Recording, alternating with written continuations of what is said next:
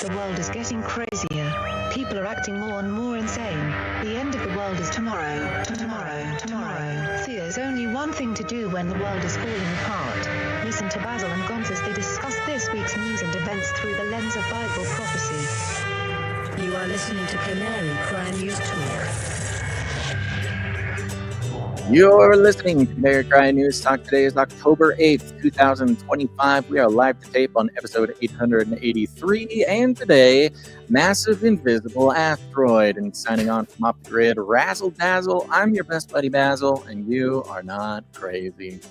And my name is Grumpy Old Gonz, at Face Like the Sun, director of the Age of Deceit films, your favorite Asian provocateur for Christ, live to tape from the metaverse to bring you the best news, which is the gospel message of Jesus Christ, while reporting the egregious with a well-rounded, biblically grounded take on world events. It is Wednesday. It is Wednesday, my dudes. Woo! Clear those sinuses.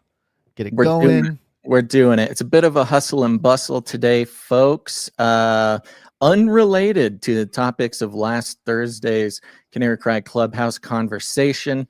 If you're there, you missed an exhilarating conversation about dental care and the spirit world. I am going to only be here for a little bit today because, of course, one more time, all together now, I got to go to the dentist. Yay!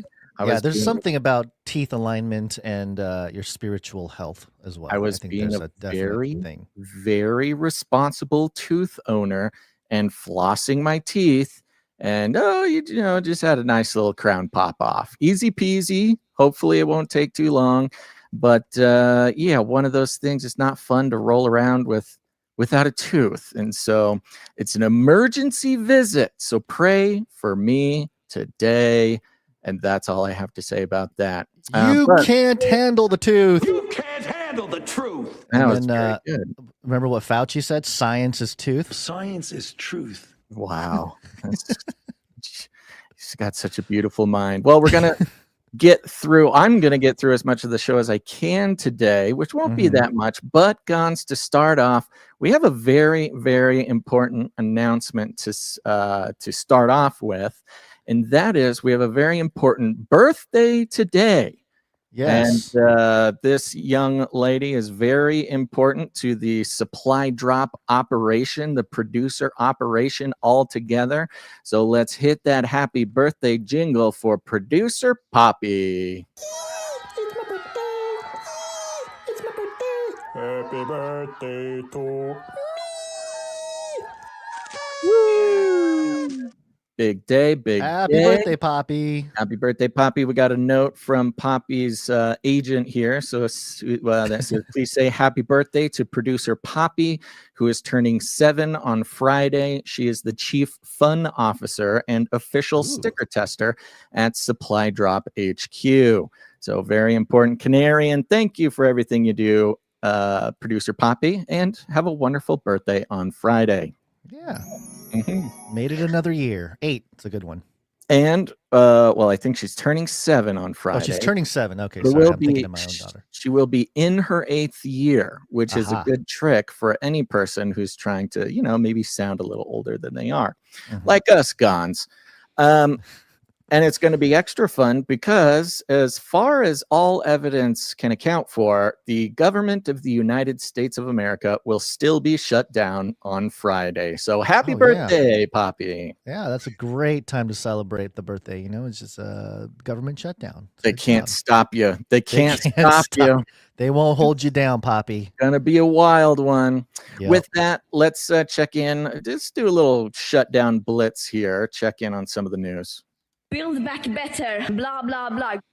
So one very interesting development here. This is coming from Politico, and the headline is White House vows to use tariff revenue to fund food aid benefits. A critical nutrition program for low-income moms and babies is set to run out of funding during the government shutdown. The Trump administration is planning to deploy millions of dollars in tariff revenue to tide over a critical nutrition program for low-income moms and babies during the ongoing government shutdown. Here's a quote: "The Trump White House will not allow impoverished mothers and their babies to go hungry because of the Democrats' political games," White House spokesperson Carolyn Levitt posted on X on Tuesday, noting officials' plan to use tariff revenue in the interim. The special supplemental nutrition program for women, infants, and children was expected to run out of federal funding later this week, while the program, which funds infant formula, fruits, and vegetables, has dipped into contingency funds during previous shutdowns. States have never had to triage participants or turn them away. It's not clear exactly how much money the White House intends to spend, but the process will unfold, or if it is legal. But how the process will unfold or if it is legal. Yeah, illegal. Don't give those impoverished mothers tariff money. What I thought was interesting about this is, of course, the sort of unnecessary political battle to shift this government into the next phase of the technocracy. We know the big meta narrative, the big meta plan, but this is one excellent way to deflect a lot of the sort of morality barrage that comes with shutting the government down. Of course, the Democrats, no matter how many times they say otherwise, are getting the blame. They are getting the majority of the blame for this. And it's wrapped up in immigration and all that kind of stuff. But this is an excellent opportunity to shift something like and I just mean a sort of political opportunity for the Republicans to shift these, very important, very sort of morally and ethically heavy social programs like giving food to mothers and infant children, baby formula, etc., instead of sourcing that funding from taxes, or quote unquote taxes, because we know it's not, it's not actually coming from taxes, but that's how it's kind of set up. It's coming from money printing. Shifting that over to like a real cash source. When these social programs are funded, again, the language is that our taxes pay for it, which is more or less untrue when you get into the complexities of the Federal Reserve and money printing and everything. However, to switch over this program to like an actual tangible cash source, and especially one that's so politically beneficial for Trump. Look, we can't get rid of the tariffs now. It's paying for the baby formula for impoverished mothers. What are you going to do? We got to keep the tariffs now. And this kind of impoverished mothers because of the Democrats, and now the government shuts down and the Democrats, they don't like babies or mothers. Well, right. Well, that does beg the question, how did these mothers get impoverished in the first place? I think we're going to be seeing much more of this, especially as the Trump administration is not committed to what happens with that tariff money anyways. He's recently thrown out that everybody's going to get $1,000 as like a dividend for the tariff. Right. I can get a half a week of groceries. That's fantastic. Thanks. But nothing's for sure. And it's not for sure because legally he can't quite, in a normally operating government, he can't just go out and start doing these things. He needs the co-equal authority with Congress to spend any money. And now it's only because of the government shutdown, the sort of dubious government shutdown, which, of course, when you look at all the details, looks to be a big master plan of the one bird that contains the left and right wing. Yeah. It's kind of like this very Ayn Rand, like fountainhead, Atlas Shrugged, not quite like full libertarian, but very conservative capitalist way of funding, what I'm assuming is legitly a very important program. I don't know for sure, but that's kind of the impression I'm getting.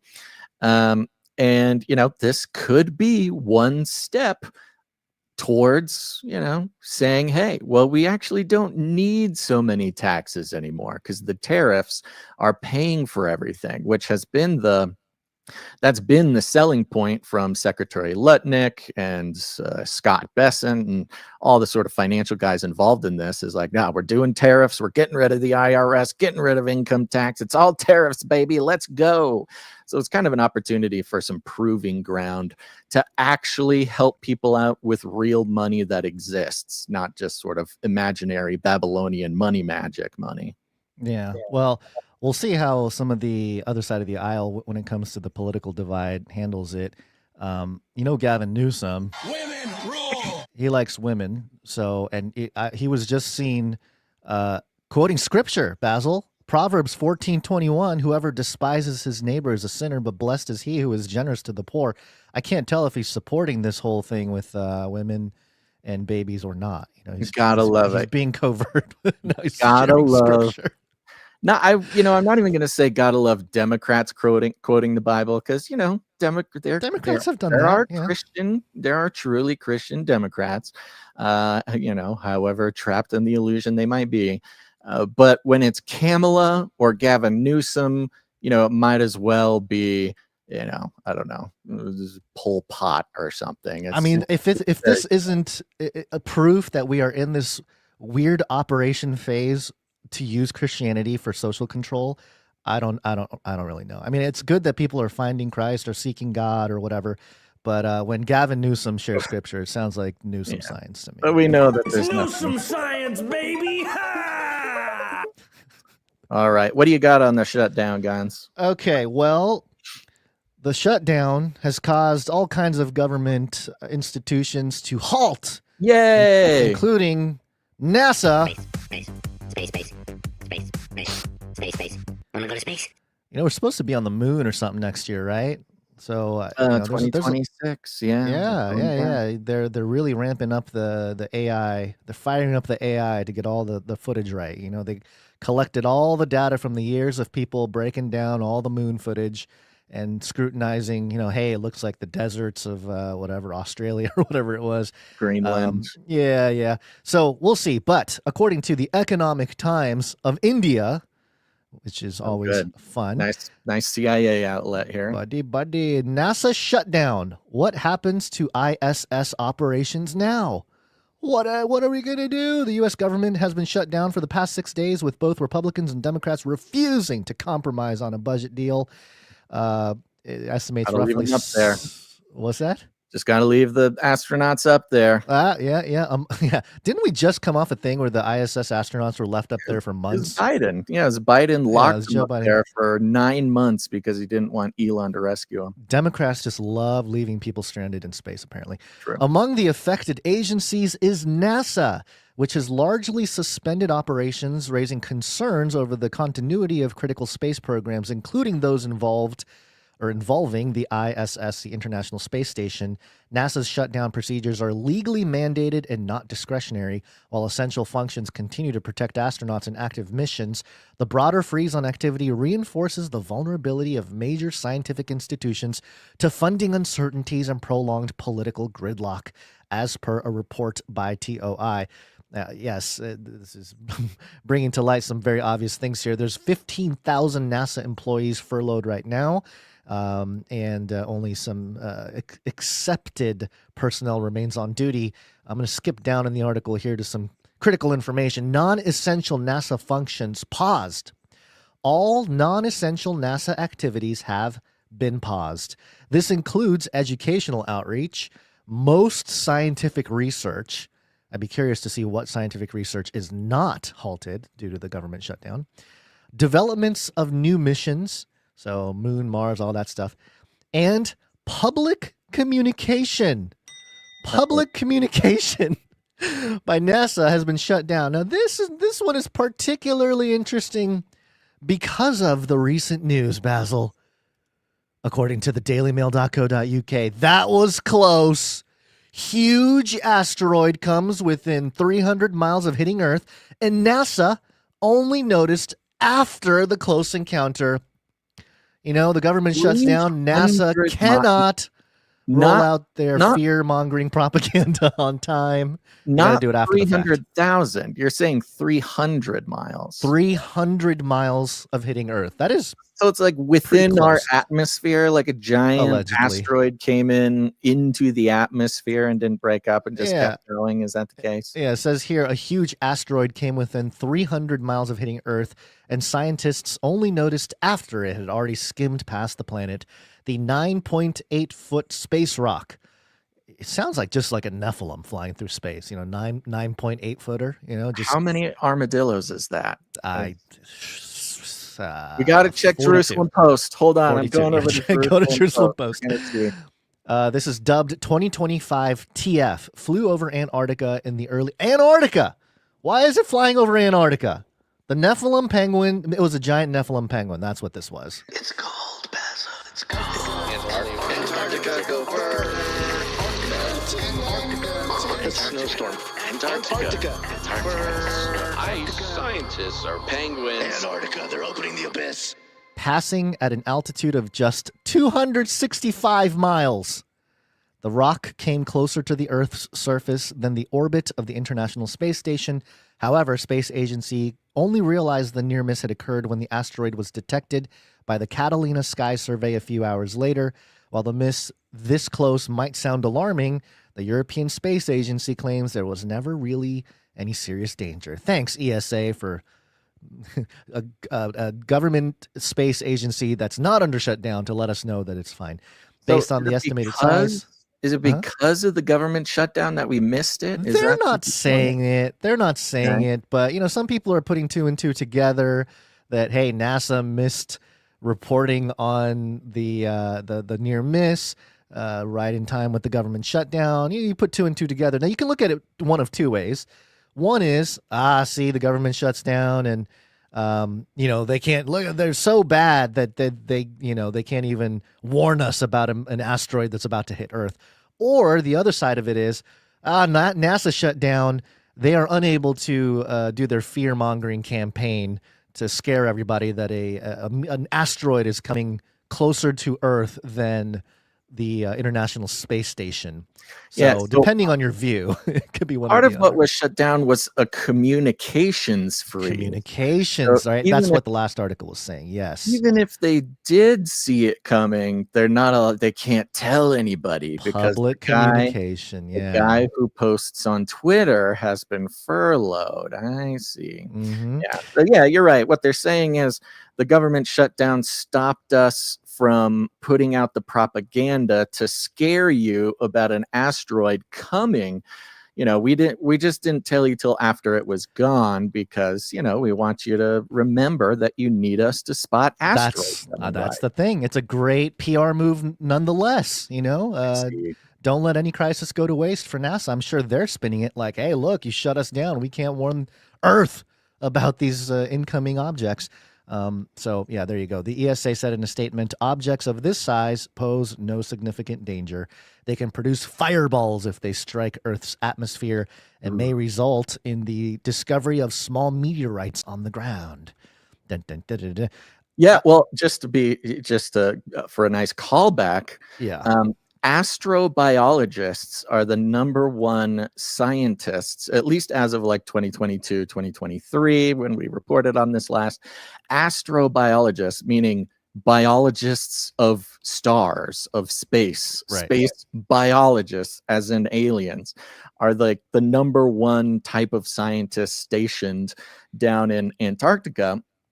And part of that is because there's so many asteroids that fall. That apparently there's just asteroids littered all over the place.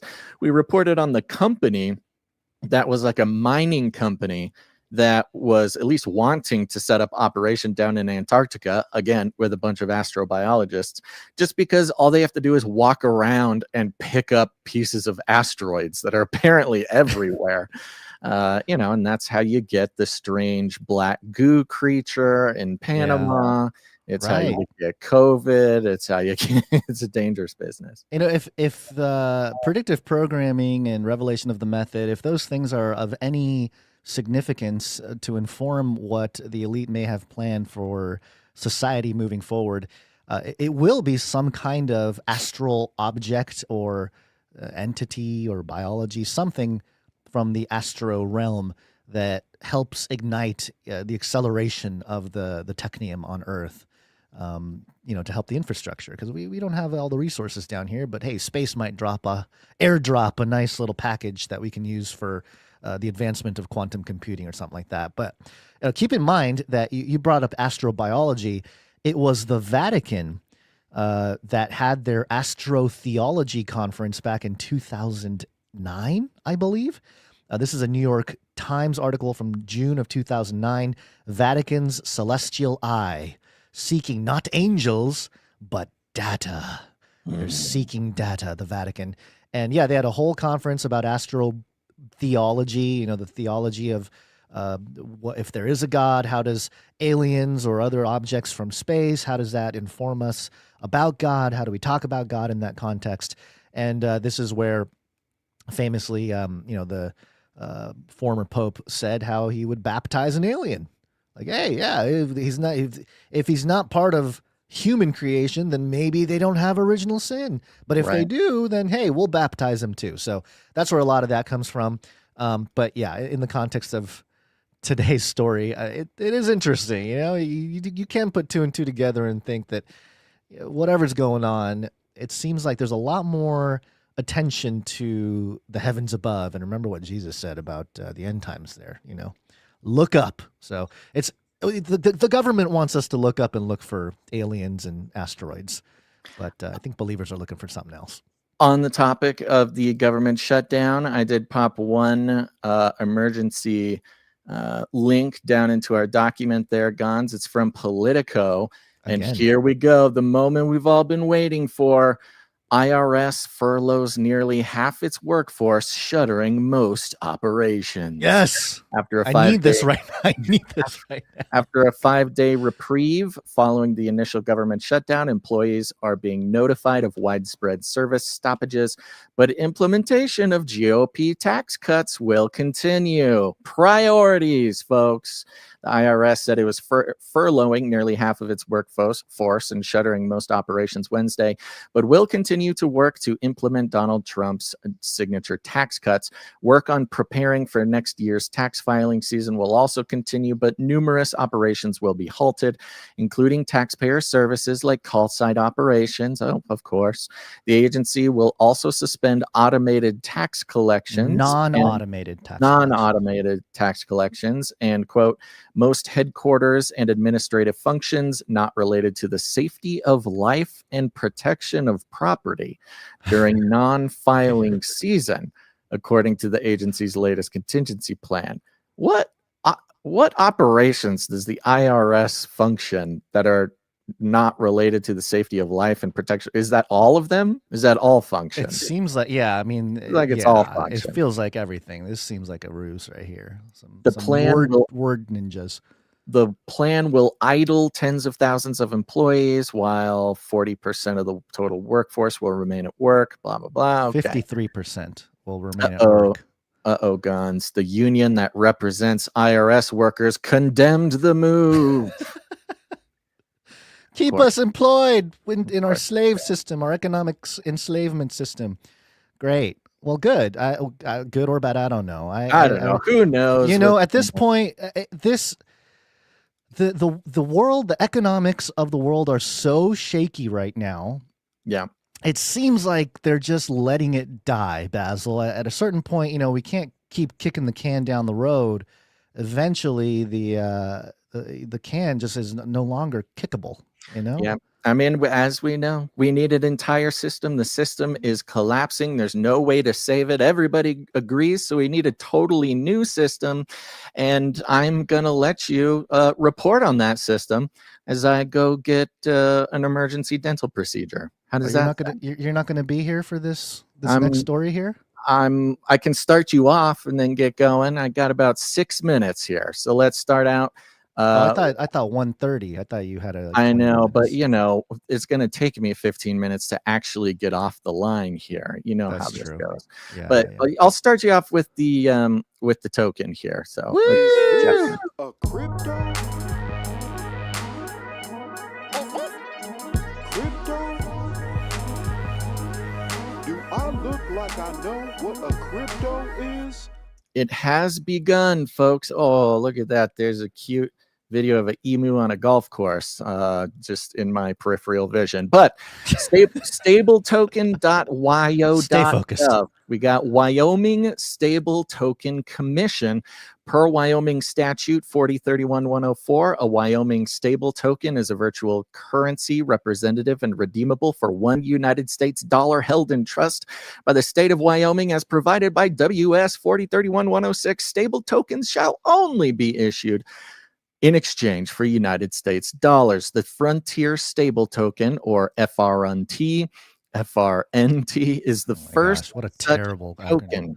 Front is designed to provide secure, transparent, and efficient digital transactions for individuals, businesses, and institutions worldwide. This groundbreaking initiative cements Wyoming at the forefront of digital finance and blockchain innovation. It is done. We officially have the first state provided mandated stablecoin. Yeah. Blockchain. Now, Wyoming has always been on the forefront of this for even back in 2016. They're like, we're going to do it. We got nothing to lose. We are going to be the crypto center of the world.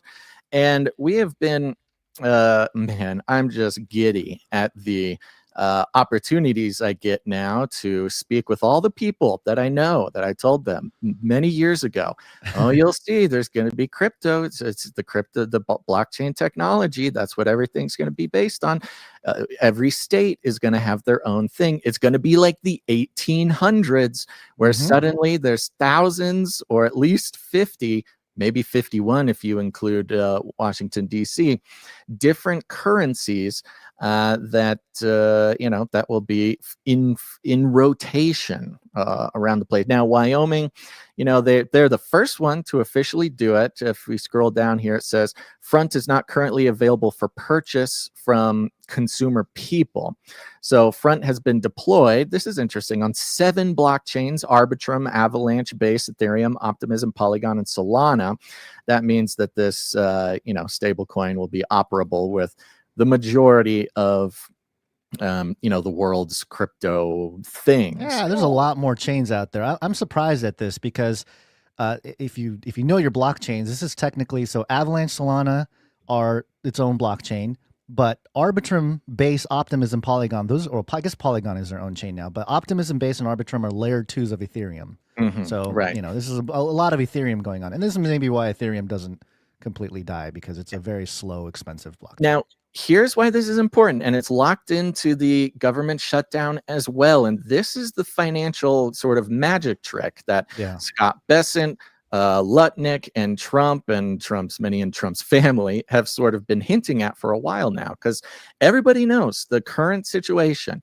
By the government's own documents, internal documents, we do not have $37 trillion in debt. No, it's like 90. That's just what they say.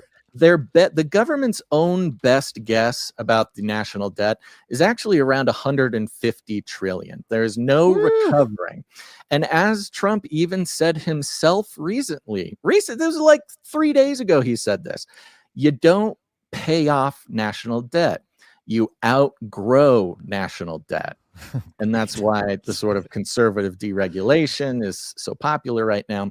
But stablecoins are almost the greatest way to do this, in sort of like a beast system, technocratic, a little magic sort of trick, Babylonian money magic way. Because the way that it works, and it's not open to us yet, but it says that it is available for purchase through a network of authorized resellers that complete a robust know your business review by the commission.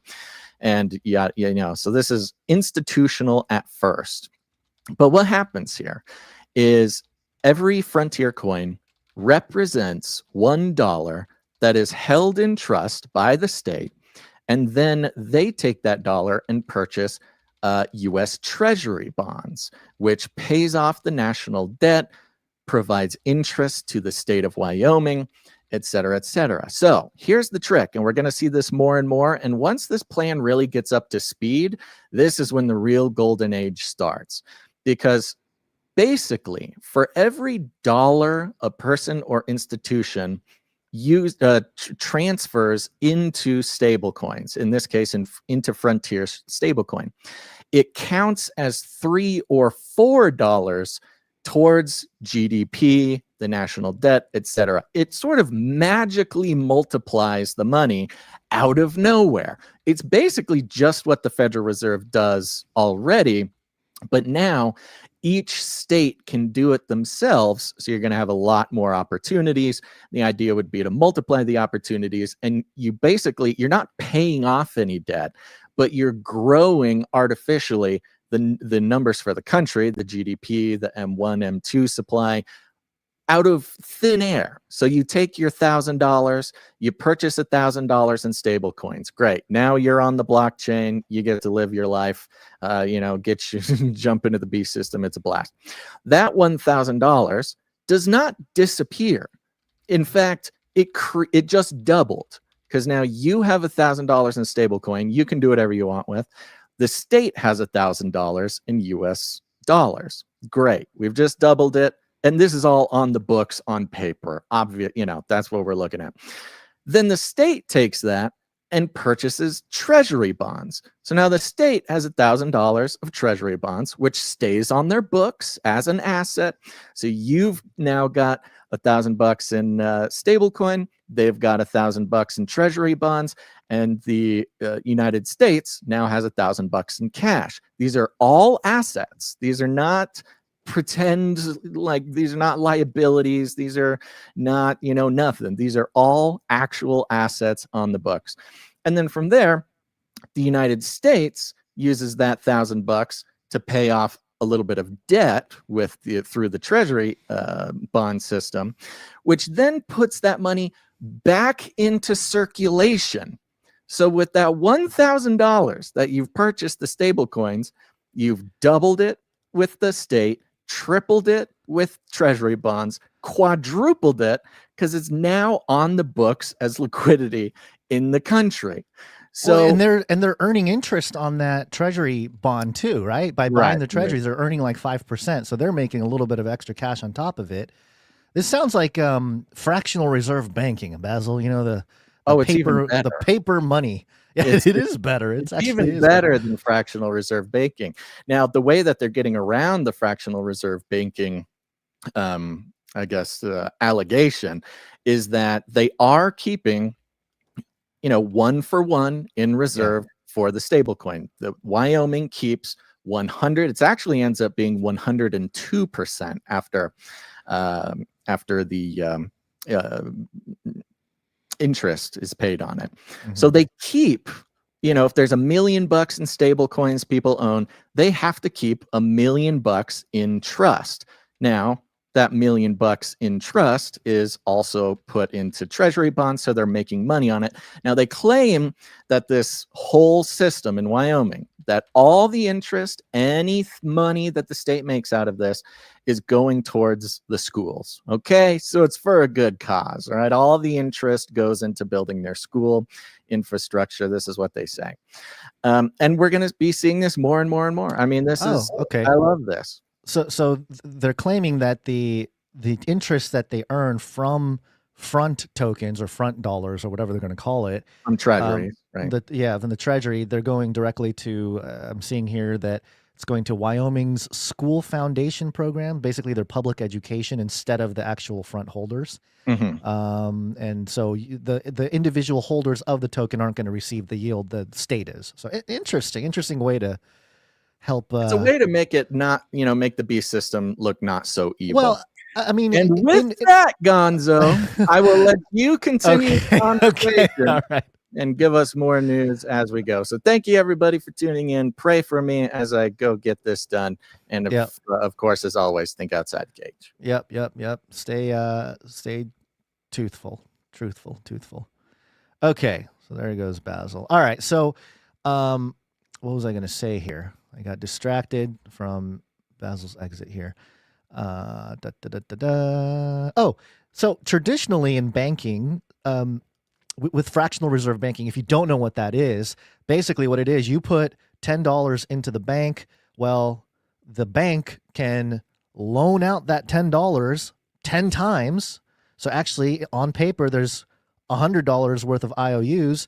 The problem is if I try to take my $10 back, that $10 may not be in there. And that's where a lot of the hanky-panky happens with the banking system. But now, instead of the banks just taking the interest that they earn from lending out your money 10 times over, they're going to use that extra money to fund for Wyoming its public education. So in terms of a system, it is better than the current situation that we have with banking, central banking.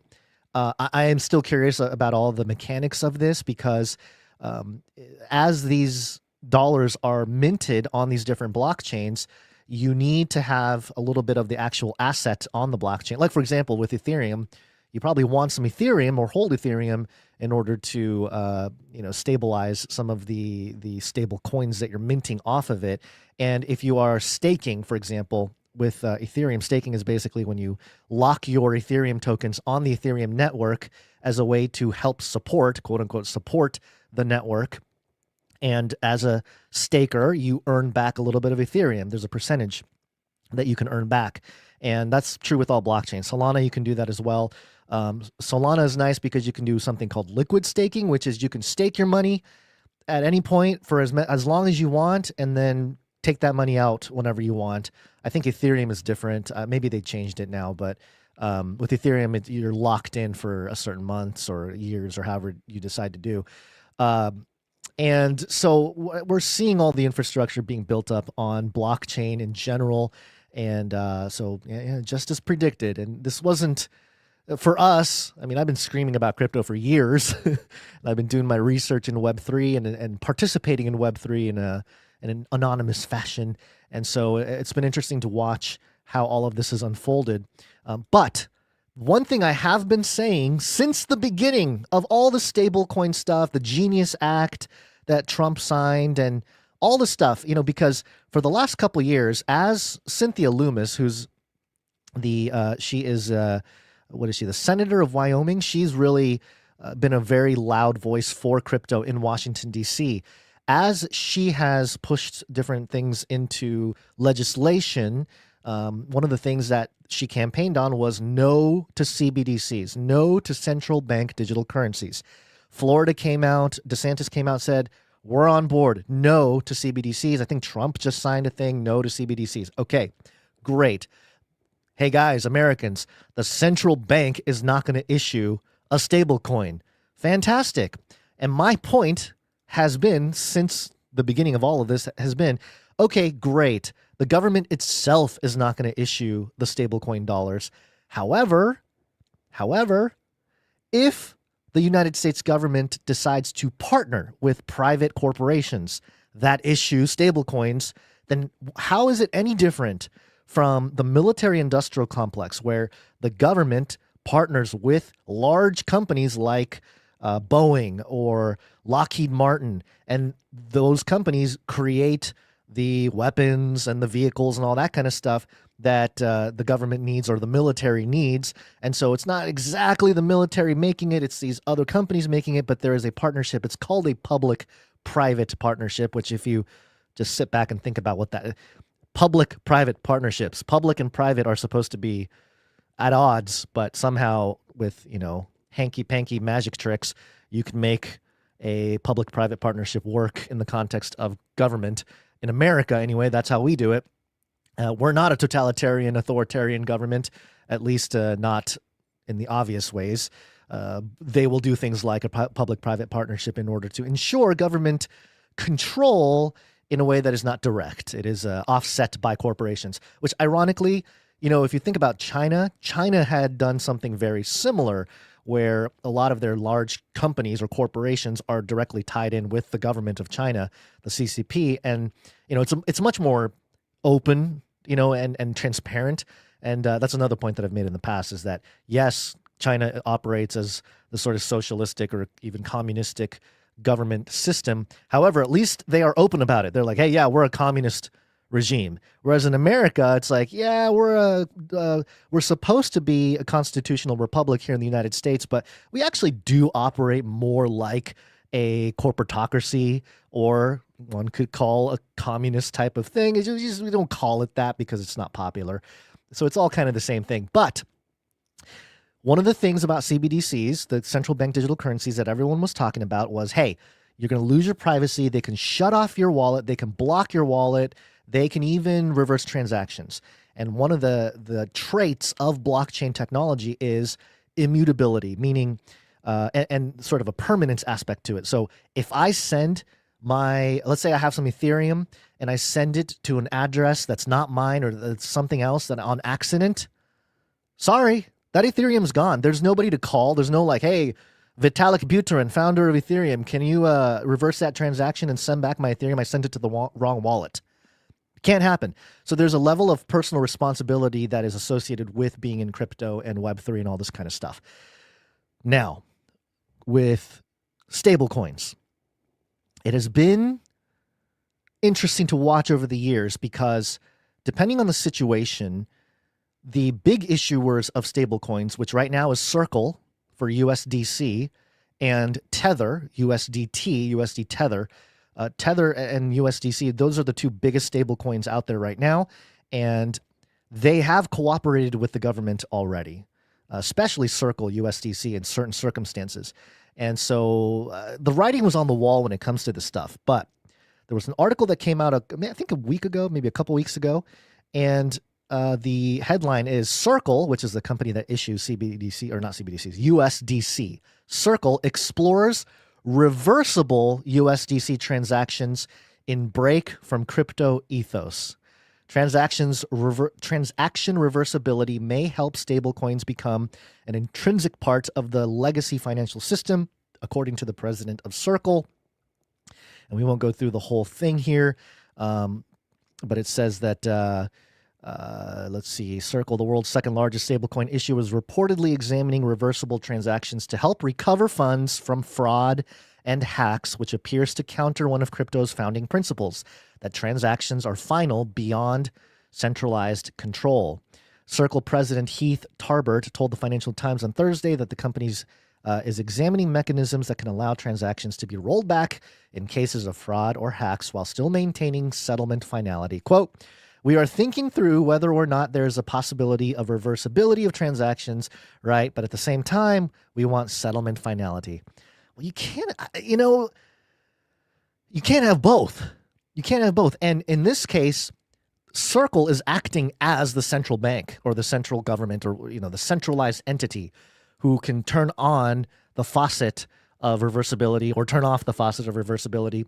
And of course, right now we're in the early years. You're not going to see a whole lot of politicization or political reasons for shutting down wallets. Of course, Canada and the trucker protests, there was a little bit of that going on where people that had crypto on exchanges. Now, this is a whole other part of the crypto thing, is that if you have crypto on centralized exchanges like Coinbase or Robinhood or whatever, some of these bigger exchanges, if something happens, you don't have access to your crypto. And I learned this the hard way, folks. I learned this the hard way. And many of you guys know I've told the story. I had a good amount of my crypto on something called Celsius Network, and I was earning yield on it, the whole thing. Well, Celsius Network went bankrupt, shut down everything. I could not retrieve years worth of cryptocurrencies that I had bought and collected. Thankfully, I spread it around. I followed the biblical principle from Proverbs. Hey, put your investments in many different places, 7 or 8, 9 different baskets, because you never know what's going to happen. And so I didn't lose everything, but it was a good amount. It was a good amount.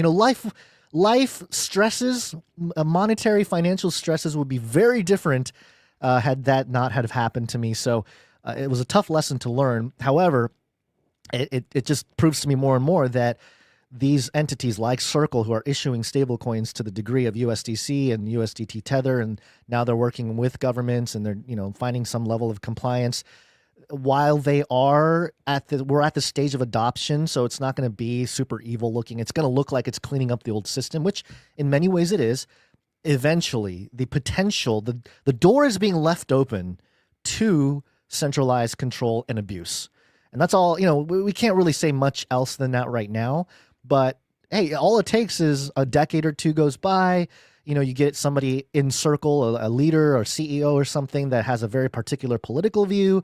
Then all of a sudden something happens in the world, and a certain political group or certain ideologies get targeted, and all of a sudden anybody who shared a public wallet address that holds USDC and shared it on social media, the guy doesn't like what they say, they're going to shut off all those accounts or block all those wallets. Those things are possible. And of course, all of this is reminiscent of the Revelation 13 mark of the beast situation, where people cannot buy or sell without the mark. And so ultimately, obviously, that's where things are headed in the long term here. But we are definitely building up the infrastructure for all of that to take place. And so the article even mentions clash with crypto ethos. Supporters of reversibility argue. Are there any supporters of reversibility other than like legacy Wall Street people and government officials and stuff? I don't think anybody who is really about freedom or some kind of constitutional republic or maintaining it is on board with reversing transactions. But anyway, supporters of reversibility argue it could help scam victims and bolster mainstream trust in stablecoins. Still, the idea challenges the decentralized model that underpins crypto, where transactions are permanent and immune from unilateral changes by issuers or validators. Cointelegraph has asked Circle for comment on the details of transaction reversibility and the parameters that would be used to decide on reversals. And so then it goes on and on here. So there's a lot here, and the technology is changing rapidly. The infrastructure is changing for our money. And that's really the last thing that was going to be adopted into the internet age was money. And in that case, what we see is very fascinating, because right now we see gold hit all-time highs. We see gold at $4,044. And traditionally it has been, there's Cody. Let me see. Cody, come here. Come here, buddy. Okay, let's see what Cody thinks about stablecoin. What do you think, buddy? Yeah, tasty. Okay. Yeah, so in the last few years, the sentiment has been, if gold starts going up in price, that's a really bad sign for the US dollar, because there is a flight to safety, quote unquote, into hard assets. And gold is the hardest asset. People call it God's money. Of course, gold is right there mentioned in Genesis early on, near the rivers and stuff like that. So there's biblical precedent there. Obviously, the streets of gold with heaven and things of that nature. So there's value with gold that seems to be embedded into creation. And so, for people to flock into gold, which has been suppressed and manipulated in terms of dollar value for a long time, suggests the transition is happening. The change is about to occur. But also, depending on how the governments around the world, and especially the U.S. government, handles this quote-unquote transition, there could be a big, what we call rug pull coming for all gold holders and crypto holders. I believe the markets will go kind of crazy in the next few months, and there could be a catalyst that really brings down the markets, as it did back in 2021. The cycles are repetitive, and we'll see if it repeats again. This is the first time, at least in crypto, that institutions are getting involved. But institutions have been involved with gold, and the gold price has been suppressed for years. I mean, a long time. After it had its big pump, after it came into, 2008, the economic crash happened.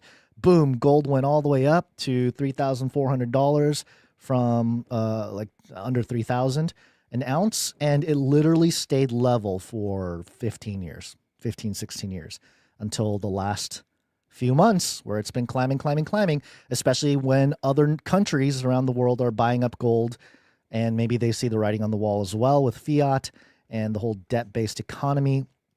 And this brings us to something that we've been talking about on this show for a while, and it's not a new idea, but there was recently a conference for the network state. Now, if you're not familiar with the network state idea, it's something that I forget his name. His name is in here somewhere. Balaji, I don't know how to say his last name. It's kind of a tough last name to say. But Balaji is the guy who coined the word network state. He wrote the book. We've covered it on the show in the past. And the idea is that instead of nation states that we currently have, we are moving into a highly digitized world of network states where your citizenship doesn't necessarily belong to a country or, belong only to a country, but also to things like a network state. So Facebook users, you all belong to the nation of Facebook in a sense. You're all over the world, but you all congregate on this one platform called Facebook to do your communication, your sharing, your whatever, your commerce even. So similarly, this idea of network states, it's becoming more tangible, especially as the digital world continues to grow and the current fiat economic system continues to decline. What do you think about network states, Cody? No thoughts. Just loving eyes. So I found this article. This was it's more of like a blog post by the Parallel Citizen, and I only brought this up because the network state just had a conference, and so he reported on some of this in an article that he published titled "Network State and School 2025 Highlights." Reflections from Network State Conference in Singapore and Network School in Malaysia. So, these other countries that have been oppressed largely because of the fiat system in the United States, they are finding ways to help their countries sustain themselves and potentially grow. We saw not Argentina, Ecuador. No, not Ecuador. What nation am I thinking of from South America? El Salvador. And El Salvador, they adopted Bitcoin a few years ago, and they're doing quite well. They cleaned up a lot of the crime down there and stuff like that. So seeing that as a model, I think a lot more countries are starting to at least, publicly investigate things like the network state or cryptocurrencies as the economic engine for their nation. And so this report here, it says this conference was less of a conference and more a massive staging area for parallel systems, proving that the network state is no longer an aspiration. It is an active, instantiated movement, a new geopolitical layer in a world where old layers are visibly fraying. The essential takeaway from the entire week, the primary geopolitical question has shifted from what is the future of my country to a more fundamental personal inquiry. What community would I join, and where does that community build its node? That's right. So again, the people in the Canarium, you guys are all familiar with this. You guys know about this. I related it to the beasts in the book of Daniel and the book of Revelation. It's the same beasts that are described. In Daniel 7, you have the lion as the first. I can't remember the order actually off the top of my head, but it was the lion, the bear, and the leopard, each having its own character traits that really align with the modern surveillance apparatus and the technium. You got the leopard who quietly watches outside of the cities, ready to pounce on anyone who tries to leave. To protect, and then the bear protecting its cubs. And also the bear has 3 ribs in its teeth, which is a fascinating study because Eve was created by the rib of Adam. And so why does the bear have 3 teeth or 3 ribs in its teeth, almost like he's devouring something in the process? In fact, in Daniel 7, it says that the bear devours much flesh. And that seems to tie into the whole idea of transhumanism, the technium, the future of technology tied into this whole system that's being built here. And then you have the lion, which has its teeth and, it's sort of that authoritarian grip. And, Cody's getting the call back. There he goes. Okay. And then in Revelation 13, you have these 3 animals reappear as a single beast that has all these different characteristics of the lion, the leopard, and the bear. And so I had... Admittedly, this is part speculation, but looking at it, I didn't call it network state back in Age of Deceit 3, I believe, when I talked about this. But in any case, you seem to see, I don't know if you do, but I'm starting to see anyway, the idea of network states forming in this context of these hubs around the world and people belonging to these things, not contingent on where you are, but who you are. It's a big change. And it's one that I think the internet and the current communication systems has been leading up to. And now that the economic rails are upgrading into crypto and blockchain and stuff, now we're really going to start seeing identity politics at a different level, a technological identity politics. What do you belong to? What are your ethics? What are your belief systems? What do you represent? And those things will be what forms different network states. And that means there's probably going to be some nations that are gathering together off of ridiculous and, unethical things, but they will be allowed to exist in a silo over there, right? And so that's kind of the double-edged sword with all this stuff, where, and actually there was some ideas pertaining to this explored in various science fiction stories where, and I've questioned this as well publicly. Hey, we all think pedophiles should not exist, right? We think they should be in jail. We should protect our children from pedophiles. But would you be okay with an island or a siloed area for all the pedophiles just to go hang out there and, not just hang out there and do their thing, but also, indulge in some kind of virtual thing that's not actually hurting any humans, but, they get to kind of do their thing. Some people might say, oh, yeah, sure. If they're not actually hurting real people, then yeah, let them live on an island together and do their thing. Me personally, I actually thought this through, and that argument makes sense. But as I thought about it deeper, it was like, nah, actually, if we're really about saving souls, that would be the thing. Like, hey, let's get these people to turn to Christ, and that would be the ultimate goal. And that way, they're not hurting children, and they're not sort of acting out their depravities, right? And so that would be the ideal situation to help these people, more so than just jail them or kill them or something like that. But of course, that's way too idealistic. I understand that's not necessarily a true possibility. But these are the types of ethical questions that are going to emerge in the network state. And that's, I think, put well succinctly here in this sentence that we just read. What community would I join, and where does that community build its node? And so this goes into a whole lot of stuff here. Part 1, ideas, institutions, insurance. Insurance is a whole different topic that I think makes this interesting. I have a couple highlights. All this crypto talk about parallel currencies, communities, institutions, and countries is nested on the assumption that existing models are broken. We can't have insurance that our fiat currencies will hold their value, that our institutions will continue to run without being more costly and lowering quality of service, and that our communities will continue to be safe, affordable, and growth-oriented for the next generation.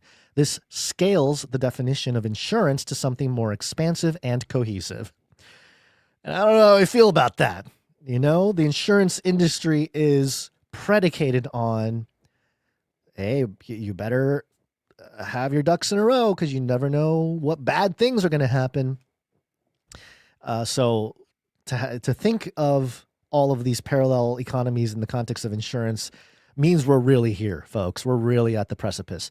If new parallel insurance companies are willing to act as the counterparty risk for radical new experiments, example, medical longevity trials outside of existing Food and Drug Administration or other governmental review processes, medical longevity trials? Told you, folks. It's like the bear, 3 ribs in its teeth. I think this is tied to the entire medical infrastructure, which means it's tied to our genetics and how our genetics are not just surveilled, but maintained through some level of consensus that will emerge, what is healthy, what is not. We already have all kinds of biometric tracking going on. It's not just for verification, like your iris or your fingerprint or something like that. Now, hey, you're unhealthy. We can see it. We're not going to give you certain levels of protection or insurance based on your genetic profile of where you are with your health. These types of things. and it already exists, right? With insurance companies, it's like, hey, do you smoke? Do you drink? Have you had any blah, blah, blah? There's already stuff like that. But a lot of it is like, paper trail and your own check mark on a piece of paper or something like that. Whereas with this new emerging infrastructure, it's a lot more invasive and quote unquote transparent because they can really look into your genes, your brain functions, all that kind of stuff.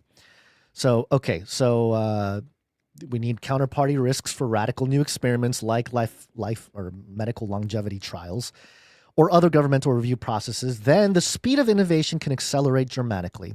If new communities are willing to step up and offer society-scale services in a better, more efficient, transparent, and cost-reductive manner, then these emerging options become better insurance policies for people looking to relocate elsewhere.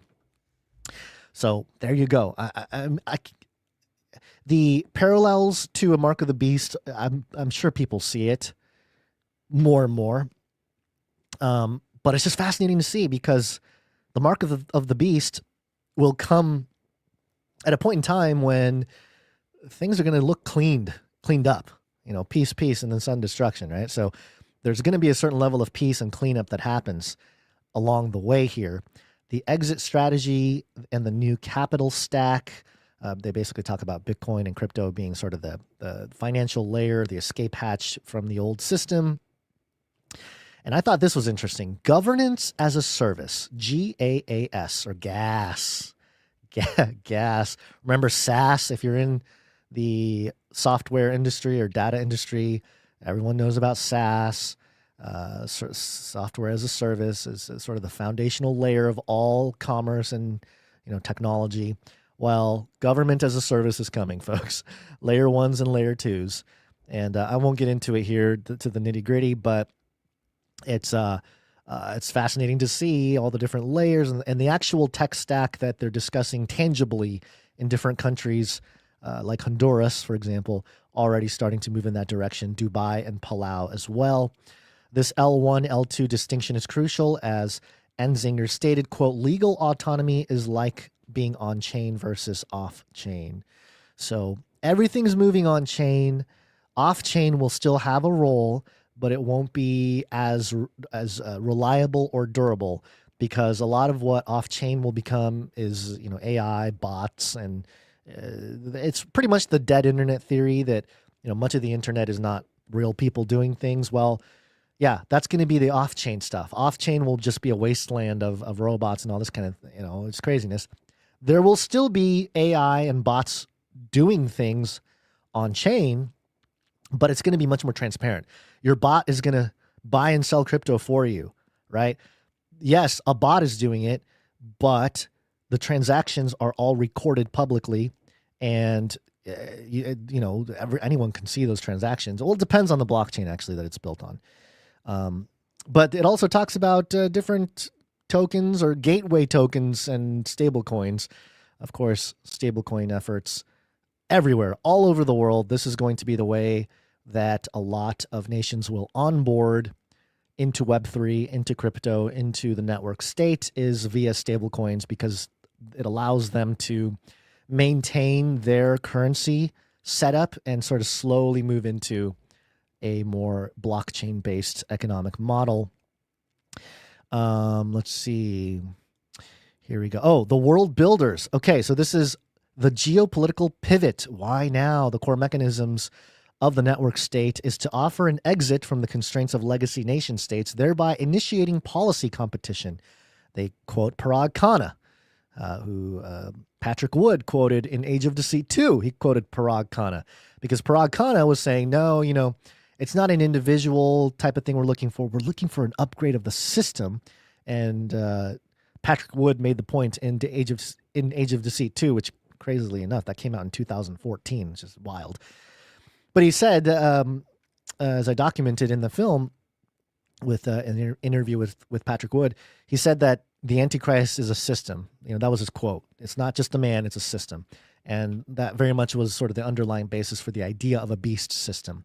But it says here, the world builders, Bruno Macias, argued that the world can be understood as constructive.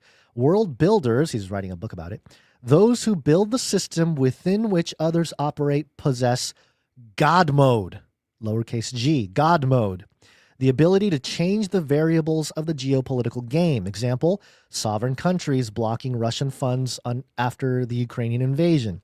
Network state builders seek to reclaim this power by setting up a parallel game with a more transparent rule set and get to decide their own rules and experiment internally while still aligning with host jurisdictions' laws.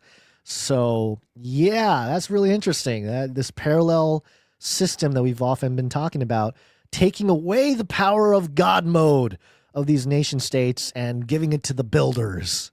Okay, there's also the neo-medieval world.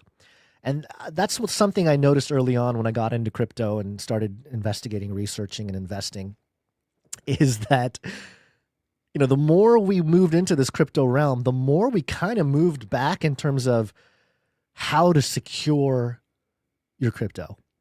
Because the way you secure it is with private keys. Your private key is basically either a big long string of letters and numbers that's hard to remember, or you have something called a seed phrase, which is a series of words, usually 12 or 24 words, that you have to have in order, in its perfect sequence, to access a crypto wallet. And to preserve that, there's a couple ways to do it, right? You could write it down on a piece of paper, put it in a safe. Okay? So now a piece of paper with words on it is your access point to potentially, thousands, hundreds of thousands, maybe even millions of dollars is on this piece of paper that has the keys on it. You can do multi-sig, which is a method where, let's say me and Basil create a multi-signature wallet. Well, Basil will control half of the words, I'll control half of the words. And so if we want to access that wallet and move something within that wallet, we both have to come to the table and, we both have to put our keys in at the same time to unlock that wallet. That's another way to do it. But there's this real world way to do it. The other way is you can memorize those words. And so the access to your wallet becomes your mind, your brain. Okay? So you can see why governments and all these people, they want to get into your brain. They want to get in there because can you imagine? Oh, I lost my password to my crypto wallet. And Elon comes along, we can recover it. Just put in this microchip. And you put in the neural link, it kind of does its assessments and then it looks for the brain neurofiles that has your security, your seed phrase, and boom, you recover your password that was stored in your brain. These are just all hypotheticals, of course, but not crazy to think about when it comes to where this is all headed. So again, I say all this with part warning. More so the warning is not about like, oh, it's coming, it's here, it's going to take over, it's the beast system. Certainly that is an angle to it, but also what are you doing to help build it? Because a lot of people that are complaining about it, they're not actually doing anything. They're just kind of like pointing and going, ah. Whereas because of the decentralized nature of where we're at, there's an opportunity for people to participate in shaping how this gets built. Now, it doesn't mean it's going to actually end up the way you want it to or whatever. There's certainly no guarantees there. In fact, as believers, we know this is probably going to end bad, in the longer term, with the mark of the beast, the image of the beast, all that stuff comes into play and is fulfilled. But in the meantime, you can't just sit there and point fingers and say how evil everything is. There's a level of participation that has to take place, and that's up to each individual what they want to do with that. But I'm noticing that there are opportunities right now to actually get involved and help shape all this, because if believers aren't going to be in there doing some of the shaping of this, then it's just going to be taken by others that have less of a positive outlook on people in general and the society as a whole. And so it is kind of the idea of a rat race, the biblical rat race, is true. And in fact, the rat race idea, and this is partly something that I'm exploring to write in the Supernatural Worldview book that I've been trying to put together. So many different things going on. It's hard to focus on one thing. But in the book that I'm trying to write, I talk about how the gamification of everything, alluding back to the rat race idea, the biblical rat race concept, and tying it together and being like, okay, it's okay to actually play this game. Folks, The Bible told us that we're in a rat race, right? So if you're not engaged, if you're not participating in some level of the shaping of the future, then you might be doing not just yourself a disservice and your future generations a disservice, but maybe a disservice to God. And I certainly don't want to be in that place. So I'm trying to find ways to actually, help out, because if there's a way to facilitate this stuff with the education of not just the gospel, but eschatology, biblical eschatology in there, then the future generations will know that, hey, at least as it was being built, there were people that were aware of these prophecies and understood it. And, maybe we can help raise awareness and get people to give their lives to Christ in the process, because the danger, of course, with all of this is the Peter Thiel or, other type of levels of thinking where it's like, oh, we have to do something to prevent the Antichrist, to prevent Armageddon. That's not what I'm saying, because I don't think we can prevent that. That's all under the sovereignty of God. But in the meantime, what are you doing? It goes back to the parable of the talents, right? They were all each given, three slaves were given, or servants, I guess, were given different amounts of talents. The first one, 5 talents, second one, 3, and the last person 1.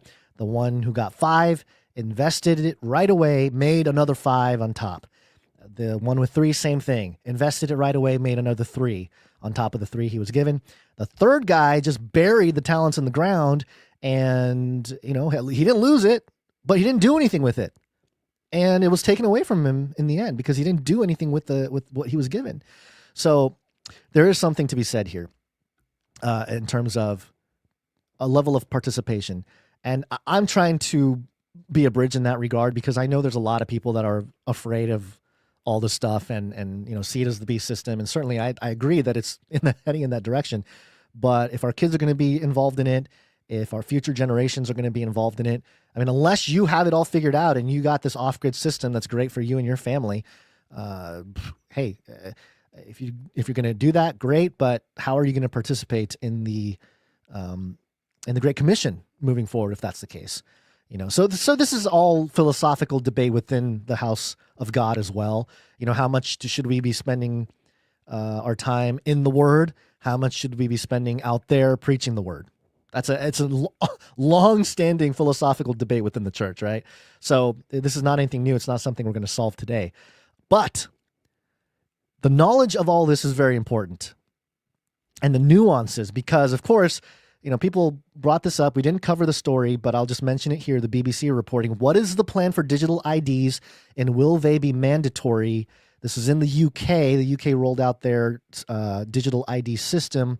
According to this article from the BBC, it says here, digital ID will be available to all UK citizens and legal residents and mandatory in order to work.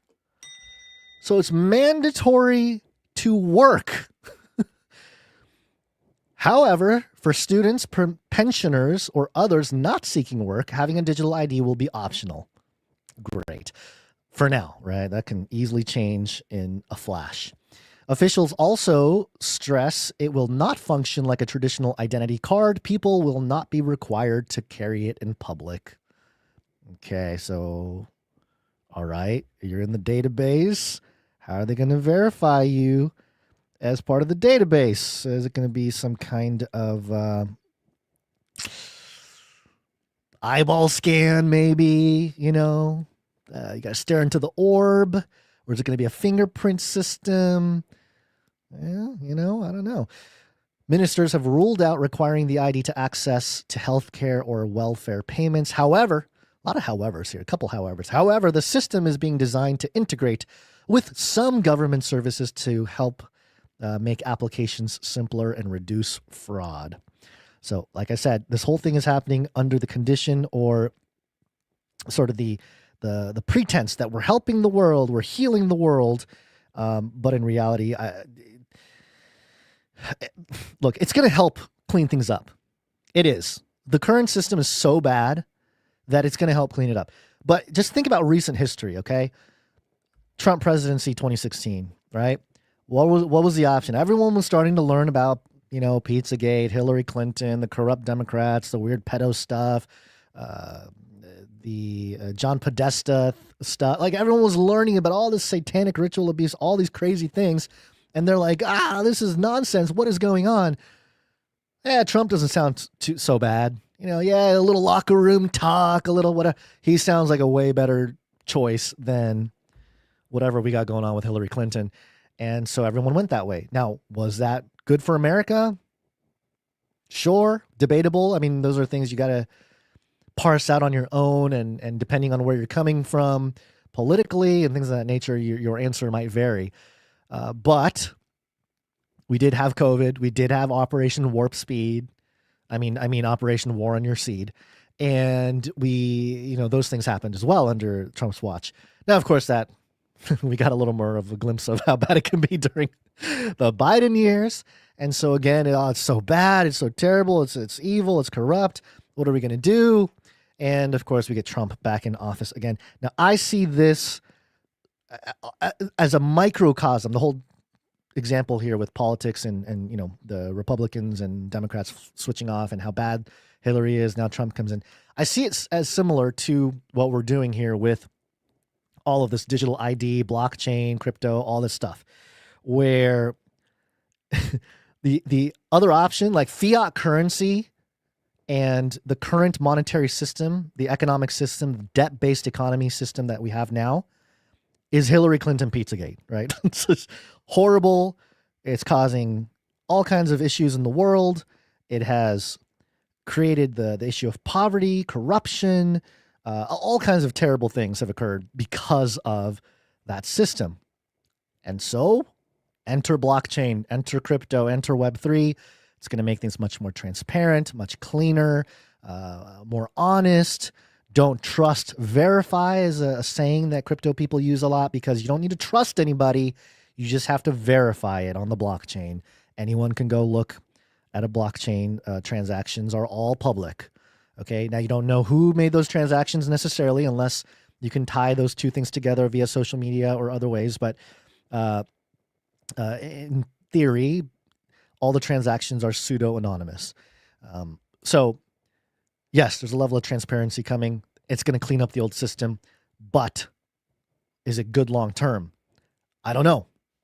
It looks more like the mark of the beast long-term than not, but we'll just have to wait and see. And, my prayer is that we are able to live through and sort of be blessed in the ways of how God can bless us in this period of time, and just set up a way for our future generations to maintain the ability to preach the gospel, because ultimately, as believers, what we should be fighting for in the carnal sense and like the fleshly sense is the Great Commission, the ability to spread the gospel everywhere. Now, the Bible says, the gospel will be spread throughout the whole world, and then the end will come.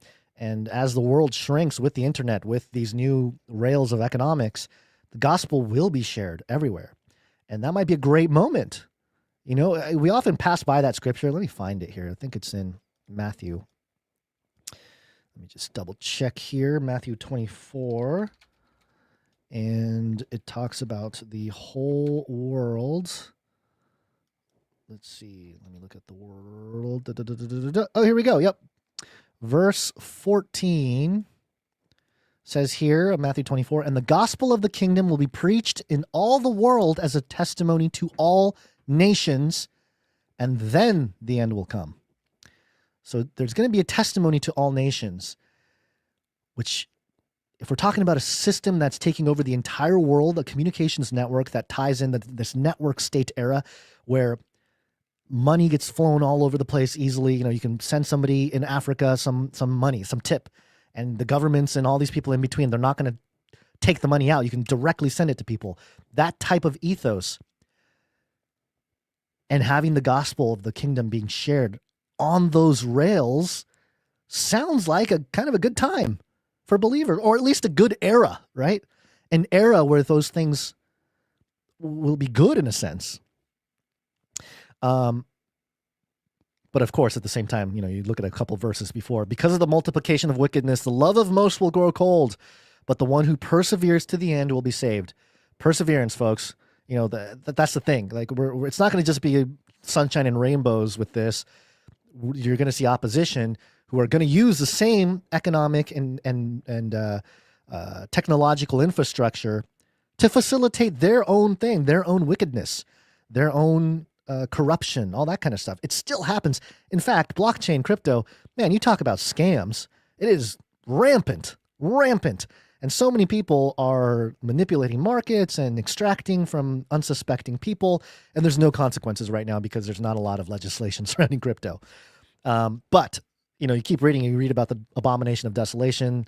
That's I've associated this with the image of the beast moment and all that in the past. But again, the abomination of desolation being the image of the beast being a moment in Revelation 13 where an image or an idol, an inanimate object, receives breath for a short while. And at that point, it demands worship. And if you don't worship this image, you are killed. If you don't take the mark that is issued by that system, you can't buy or sell. So again, there's like this real negative thing that seems to happen eschatologically at some point. We seem to be building up and ramping up the infrastructure for that to be fulfilled in one way or another. So there you go. That's my little crypto rant. In terms of the actual, just as a commentary on the current markets in crypto, just so everybody understands, there's a cycle in crypto.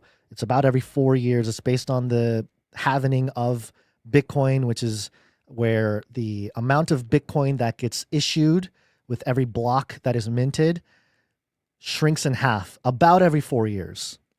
And so the supply of Bitcoin gets smaller and smaller and smaller every 4 years. And it's not supposed to end until the year 2140. So another 80 years or so, or I'm sorry, 2140. So another 80 years or so from now is when, 120 years, 115, 120 years from now is when the last Bitcoin theoretically will be mined. And so, yeah, there's a limited supply of Bitcoin, and we'll see how that all plays out. I mean, who knows? We may not. Jesus might have returned by that point, right?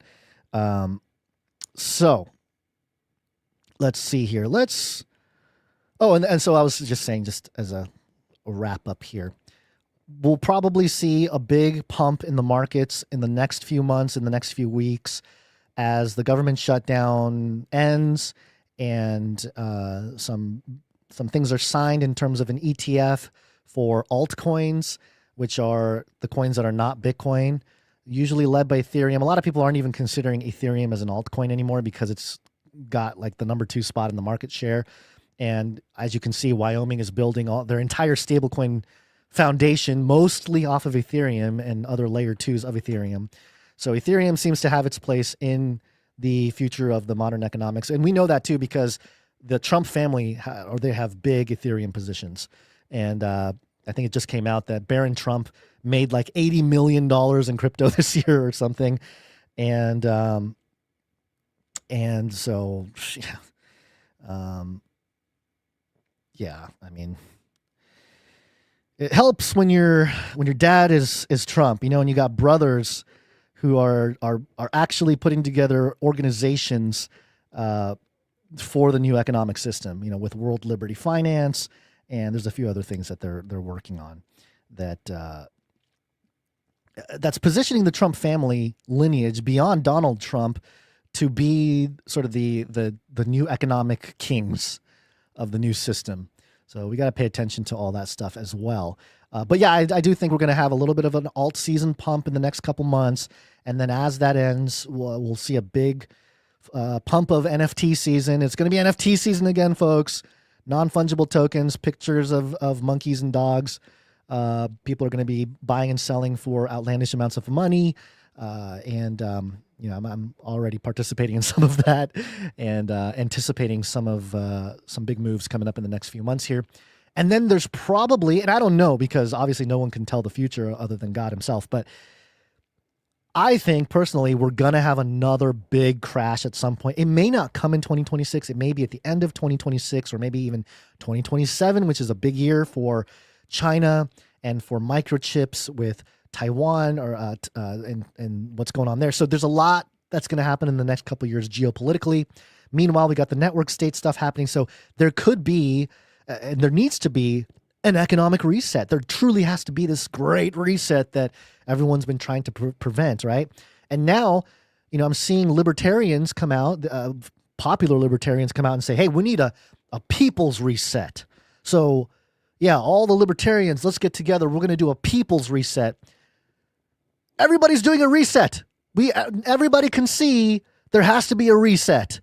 So whether it's a World Economic Forum-induced reset or a libertarian-induced reset, there's going to be a reset, and resets don't happen without pain. Okay, there's going to be some pain. And I'd imagine whatever pumpy bubble pops at the end of this cycle here, we're going to see a huge crash. Now, we don't know. What I'm really curious about is how nation states and governments and large corporations, how they will react to what may seem like a bubble pop of crypto and Web3 and all this kind of stuff. Because are they going to dump? Are they going to sell? Or are they going to see it as an opportunity to buy at a much cheaper price? And if they do that in droves, will the crash be less? Is it going to be a crash that's not going to be as painful as prior crashes in the crypto market, which went down like 95% or more? So yeah, we've seen some crazy things in the economy, and crypto is the wild west of all of it. And the stuff that we've seen with crypto markets, we've literally seen like the craziest things of markets in history within like 10 years, just absolutely mind-bending type of stuff. Like Terra Luna in the last cycle crashing. Terra Luna went from $40 billion of market cap to zero. And we watched it fall every single day for like 3 or 4 days. And, that's when I first learned that a cryptocurrency value can go down 99% and then go down 99% again from the 1% that's left, go down another 99%. And then whatever's left of that could go down another. I mean, it's just wild, man. It's crazy. So anyway, that's my rant. And apologies to anybody who does not like me going on these crypto, Web3, crypto, blockchain type of rants. But I am passionate about it in many different ways. So, okay, now we're going to go into... I'm going to go into a different thing here because now this is another topic that if you are a long-time Canarian, you are all up to speed on, but you may not have caught it. And that is the topic of Candace Owens. I'm going to call it a psyop. Psyops. Because... here's the headline coming from Mediaite, mirrored by Yahoo. Candace Owens says Charlie Kirk came to me in a dream and told me he was betrayed. Okie dokie. Now, Basil is concerned about me doing this story because there's a lot of stuff building. The Candace Owens story arc post Charlie Kirk assassination is there's a lot going on. He had text messages that he received from Charlie Kirk that she mentioned, and all the public was like, "Hey, why aren't you sharing the text messages publicly?" And then eventually she does, and he says there's a lot of drama going on. But in the last couple days, this is what made the headlines: is Candace Owens saying that Charlie Kirk came to her in a dream. Political commentator Candace Owens claimed on Tuesday that the late Charlie Kirk visited her in a dream over the weekend and told her, quote, he was betrayed. Quote, I want you guys to know something. I want to share this with you. You can take it or leave it, but Charlie was betrayed, said Owens on her podcast, Candace. Quote, I've known this really since the first second, I'm assuming the first second of the assassination, but I rarely have vivid dreams. And I did, in fact, have a very vivid dream, one over the weekend. In fact, that's two in facts. In fact, Last time that I had a super vivid dream, I was pregnant. It tends to happen a lot to women when they're pregnant. Yes. Enter Mary, who the angel of the Lord spoke to Mary in her dream and told her that you are carrying the Messiah. Owens claimed that in 2023, it was revealed to her in a dream that her then producer was pregnant with a baby boy. Quote, I woke up and I immediately texted my producer in real life and I said, hey, you're pregnant. Just so you know, it's a boy. And then she found out that she was pregnant a week later, said Owens, declaring, quote, I believe people can communicate in dreams on their way in and on their way out of this world. Okay, yeah, interesting.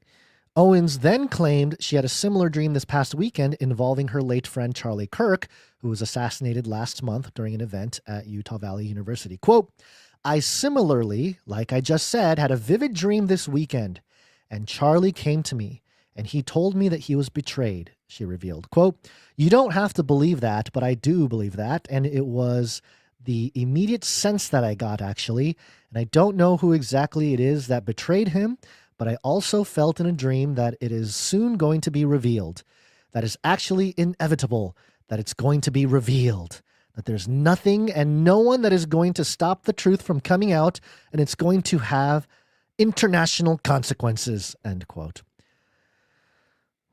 Okay, I have a lot of thoughts here because let's parse this out. Can God communicate to you in dreams? Absolutely. It's all over the Bible. God communicates to people in dreams all the time. So absolutely God can communicate with individuals in a dream. Angels also. Now, the deceased? That is a good question. That's a good question. It reminds me of the Witch of Endor in, I can't remember if it's 1st or 2nd Samuel. It's the book of Samuel. The Witch of Endor invokes a spirit. The Hebrew word Elohim, the same word that's used for God. This Elohim comes up. They think it's Saul, right? And he says, he warns of the murder.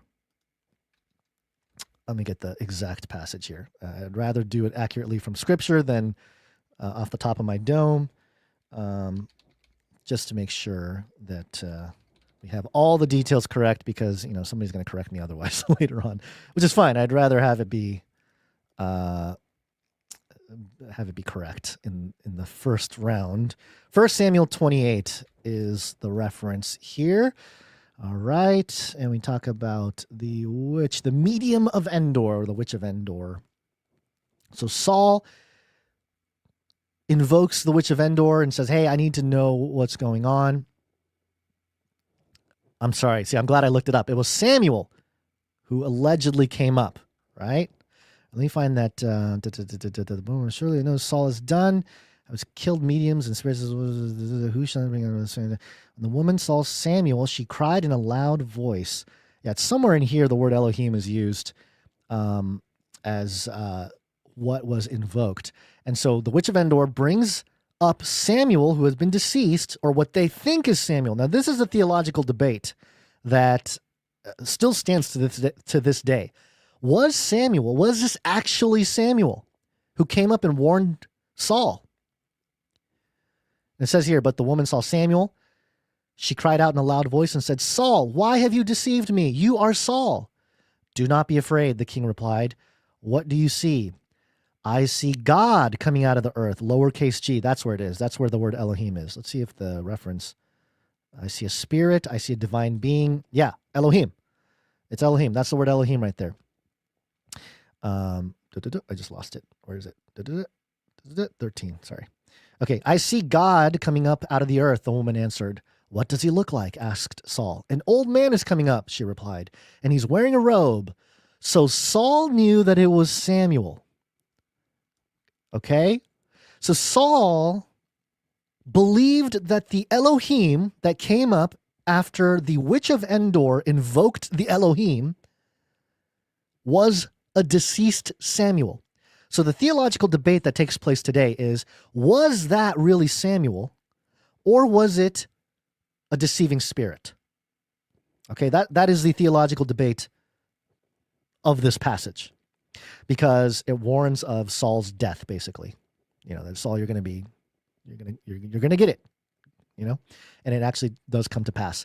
So I bring up the Witch of Endor story in the context because here we have Candace Owens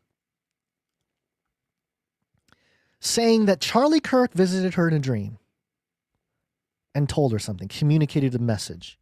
And this message, it wasn't just some personal message, which I'm sure there's a personal aspect to it, but it was more than that.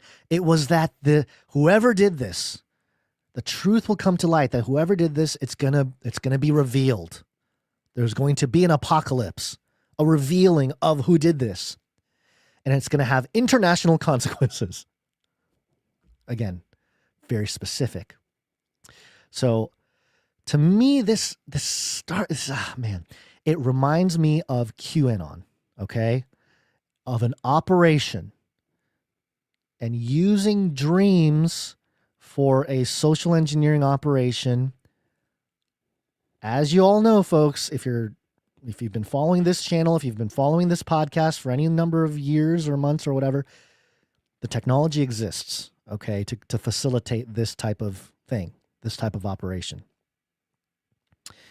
Owens concluded, take that to the bank, quote me on that. Women tend to have a stronger intuition about people, I would say. Okay, so she's making it about women. All right, great. But my concern, look, if this is genuine, great, wonderful, I'm sure she had the dream, whatever. Fine. It's content for her. It's stirring up controversy, whatever. My concern with this is sort of the potential nefarious nature of what's going on. Allow me to explain. Back in 2021, this is coming from BGR.com. Companies are about to start injecting ads directly into our dreams. Okay. Similar type of article from The Hill. Same time, 2021. Neuroscientists warn advertisers are trying to weaponize sleep by plugging into your dreams. And then this year, from the Tom's Guide, quote, they are coming for your dreams. Scientists warn advertisers infiltrate our subconscious. During the Iraq War, Afghanistan, a lot of that stuff, post 9/11, and even before then, but a lot of the reports are post 9/11 in the Middle East. It was reported that the U.S. military used technology, it's called voice-to-skull technology, to mimic God in the heads, literally their heads of the adversary. Okay, so let's say you have somebody who's a Muslim, he's out there, he's doing his thing, he's fighting for Islam, right? A U.S. military guy with a voice-to-skull machine, 50 miles away, or I don't know how long the range is on one of those things, but a few miles away or whatever, hones in on a guy, right? Or maybe I think it was somebody in prison or something, but hones in on somebody's brain or skull. And instead of putting a bullet through it, you just start saying, this is Allah. Allah is telling you to defuse the bombs. Allah doesn't want whatever the message was. And that guy thinks he's hearing voices in his head. And if you suddenly hear a voice in your head and it's saying it's Allah, what do you think they're going to do? Right? And so that technology is 20 plus years old in function. So my concern, and I don't have any proof of this, this is just a concern, is that when it comes to Candace Owens, a very popular alt media personality, Catholic, so she's under the Vatican wing there, is she being used in this type of operation? Because I'm sure the technology exists for things to show up in your dreams. And if somebody like Candace Owens, who's highly influential, I can see them move on the technology to facilitate something like this, because it brings the supernatural topic into discussion. It brings the religious, spiritual conversation into the forefront. It's tied in with one of the most tragic events maybe of the decade, with the assassination of Charlie Kirk. It gives her content. It does the thing, the QAnon thing of like, it's going to be revealed eventually. And, it's going to be a big deal. It's got the same traits as past operations. That's all I'm going to say. Because, I don't know. I don't know Candace Owens personally. I don't necessarily want to be on her radar with any kind of thing. But, and again, I'm doing this because I started the conversation with, hey, this could just be an actual genuine dream that she had. And maybe it's just, sort of in the neuroscientist kind of explanation, you're thinking a lot about Charlie Kirk because of this whole situation, and you're emotionally wounded. So your subconscious is going to do some things to, help heal some of that in your dreams. And therefore you have this quote unquote encounter with Charlie Kirk in your dream. So it's got this sort of materialistic, mundane explanation. You can have that biblical explanation of, hey, yes, God can communicate through dreams. And so, yeah, maybe there's something there. But then also from the biblical perspective, communication with the dead.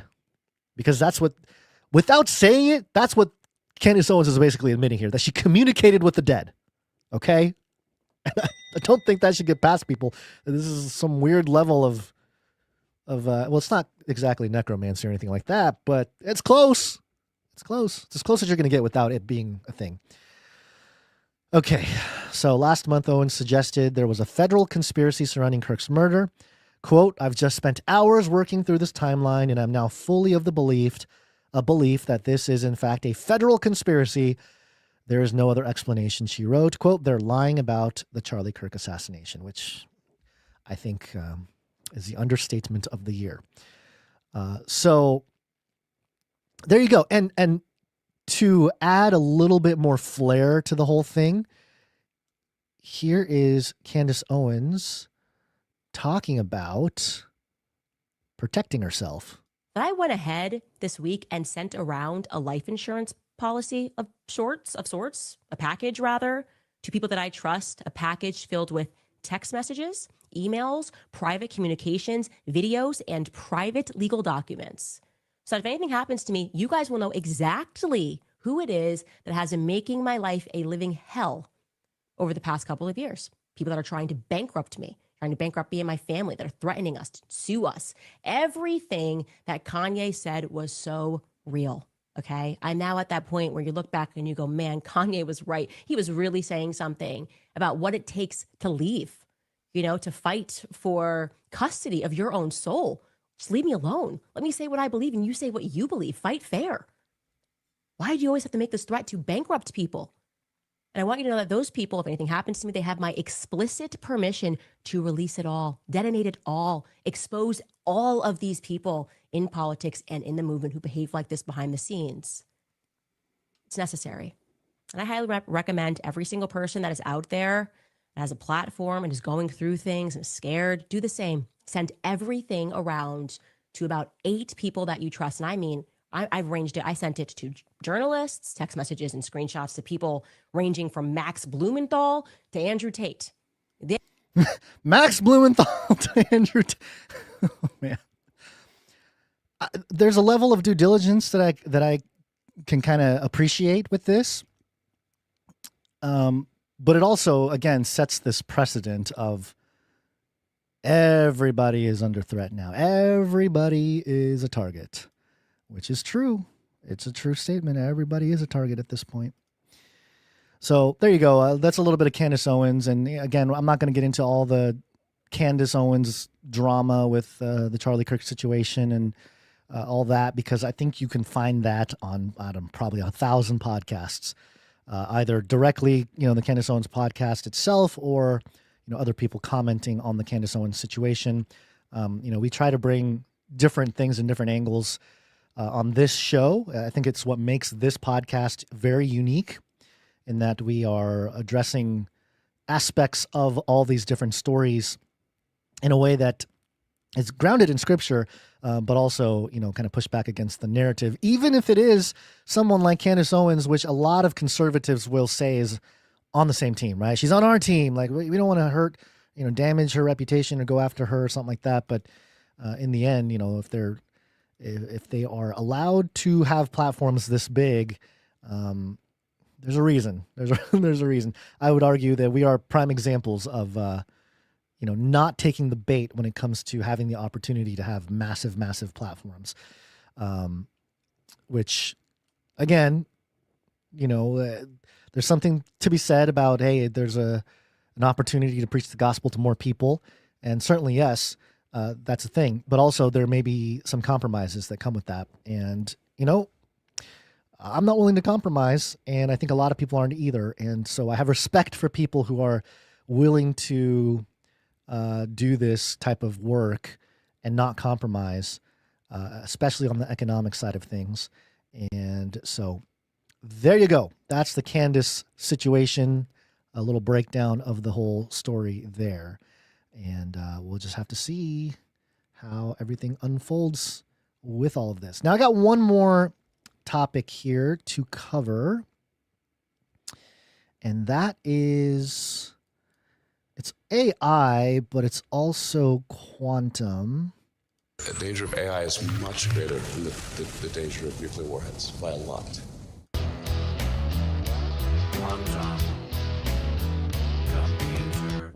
Wow. This is coming from fastcompany.co.za. Fast Company, how big is Fast Company? I know they're a fairly large publication. Let me just check real quick. Fast Company. Let's see what kind of numbers they do here. It's a magazine. 250,000. Oh, excuse me. Oh, drinking my water and getting the show burps. 250,000 rate base guaranteed. Let's see. They get 11 million unique views per month. Okay, so yeah, big publication. Fast Company headline: How quantum computing can revolutionize energy efficiency in AI. Aha, yes, the big conversation right now with AI. It's so energy intensive. What are we going to do? Maybe get some antimony, maybe get some SMRs and nuclear power. Those things are mentioned in this article. It says AI boom is driving an explosive surge in computational demands, reshaping the landscape of technology, infrastructure, and innovation. One of the biggest barriers to widespread AI adoption today is access to power. Some estimates suggest AI-driven data centers now consume more electricity than entire nations. Yeah, that was the argument about Bitcoin too. Like, oh no, Bitcoin burned more energy than entire nations. And now we got AI data centers doing the same thing. The World Economic Forum projects a doubling of energy use by data centers from 2024 to 2027, driven by the energy-intensive nature of AI workload. This surge in electricity demand is transforming the utilities industry, and this is important, it's highlighted, redefining how and where data centers are built. Power is no longer a given. In the U.S., electricity usage is growing for the first time in over a decade, largely because of data center consumption. Meanwhile, big tech is even turning to nuclear power to fuel their long-term AI strategy, while data centers builders are searching for land parcels in areas with excess power, or resorting to building their own power infrastructure, often relying on natural gas generators. Enter quantum computing. Quantum computers could be the key to reducing AI's rising energy consumption, often a more efficient, scalable solution. And then it goes into how quantum computers work, which we've covered over and over and over again, so we're not going to do that here. Let's see, there's a segment, optimized data center placement and utility grid management. We've unlocked opportunities for greater energy efficiency. Oh, right here, blockchain, applying these quantum computing techniques to blockchain hashing and proof of work could also result in substantial enhancements to security and efficiency, potentially reducing electricity costs by a factor of up to 1,000. If you've watched Age of Deceit 4, we talked about this. The merging of blockchain and quantum computing and the generation of energy at a more efficient rate. Quantum computers are very energy efficient and may soon perform complex computations like those needed for blockchain or AI at a fraction of the power required today. It's really interesting with quantum. It's almost like quantum is tapping into free energy, but they just can't say it. They've got to keep the commercial product line in front of everybody, so they can't say it's free energy. And then it says here in February, Forschungszentrum Jülich. That's super German. I'm not good at German names. A leading supercomputing center in Germany purchased an annealing quantum computer to integrate with the Jülich Unified Infrastructure for Quantum Computing, JUNIQ, or JUNIQ. This integration is expected to enable JUNIQ to connect to the Jupiter exascale computer, quintillion calculations per second. Oh, I skipped the sentence. Yeah, the Jupiter exascale computer potentially enabling breakthroughs in AI and quantum optimization. Jupiter is anticipated to surpass 1 quintillion calculations per second. This will likely be the world's first pairing of an annealing quantum computer with an exascale supercomputer, providing a unique opportunity to observe the technology's impact on AI computational challenges. So there you go. We got our thing. Boosts model efficiency and performance with quantum AI architectures. Early evidence suggests that annealing quantum computers can be integrated into quantum hybrid AI workflows, which could potentially enhance model efficiency and performance. Japan Tobacco, JT Pharmaceutical Division, recently conducted a project that involved using a quantum hybrid AI workflow to generate new molecules.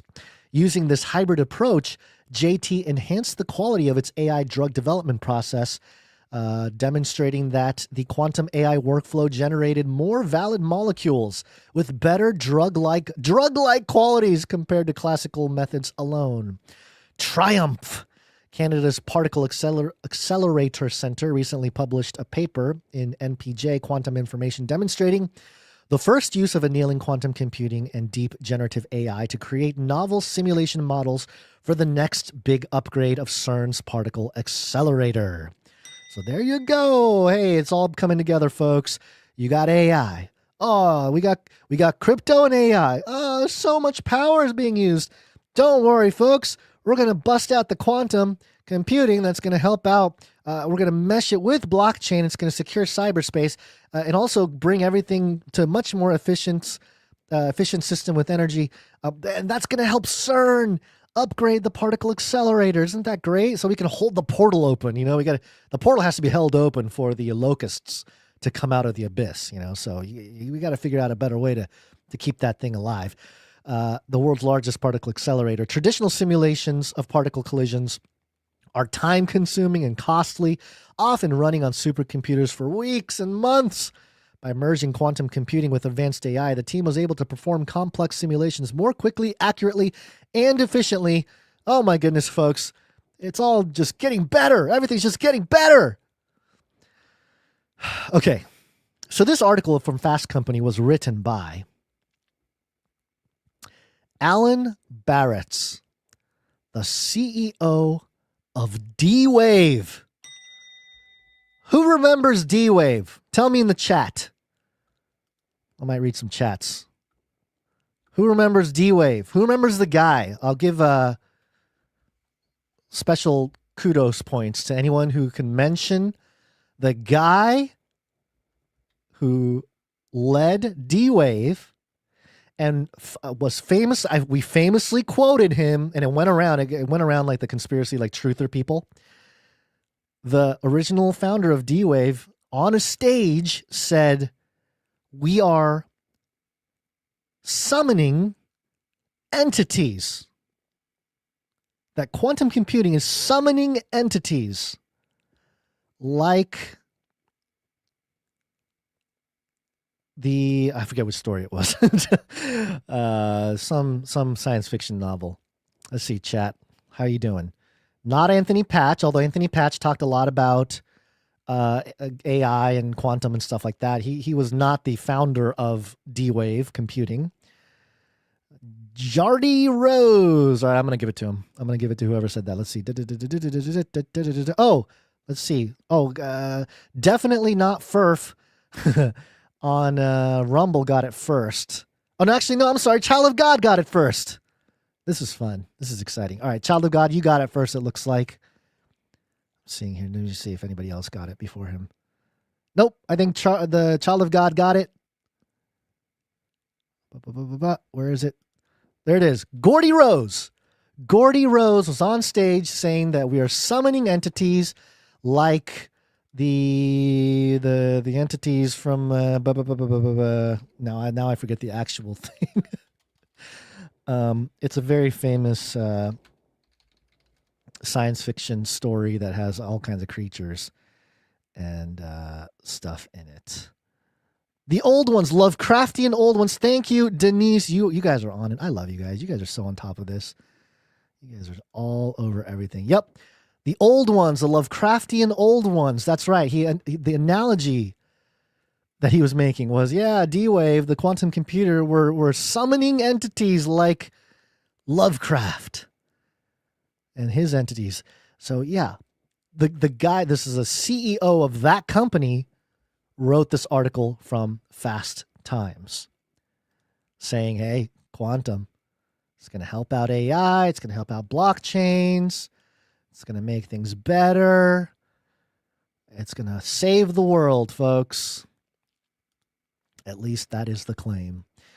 And that is exactly what we have been talking about for over a decade now.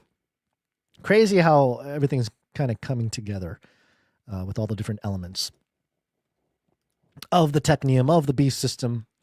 And, it really does tie together so many different fields of research, whether it be aliens and UFOs and disclosure or computing or free energy systems, breakaway civilizations, because we know that somebody has access to this technology decades before it becomes public. And so all these things are coming together in a way that is, in my opinion, very much biblical. And it's not surprising to me. It's not surprising, I don't think, to many people who are here right now that all this is coming to a head. And we'll see. Again, I think there's a responsibility for all of us to warn of real things that require warning. Because we know that even if we warn people, majority of people are not going to listen, right? Social media. Do you know anybody who was warning about social media before social media?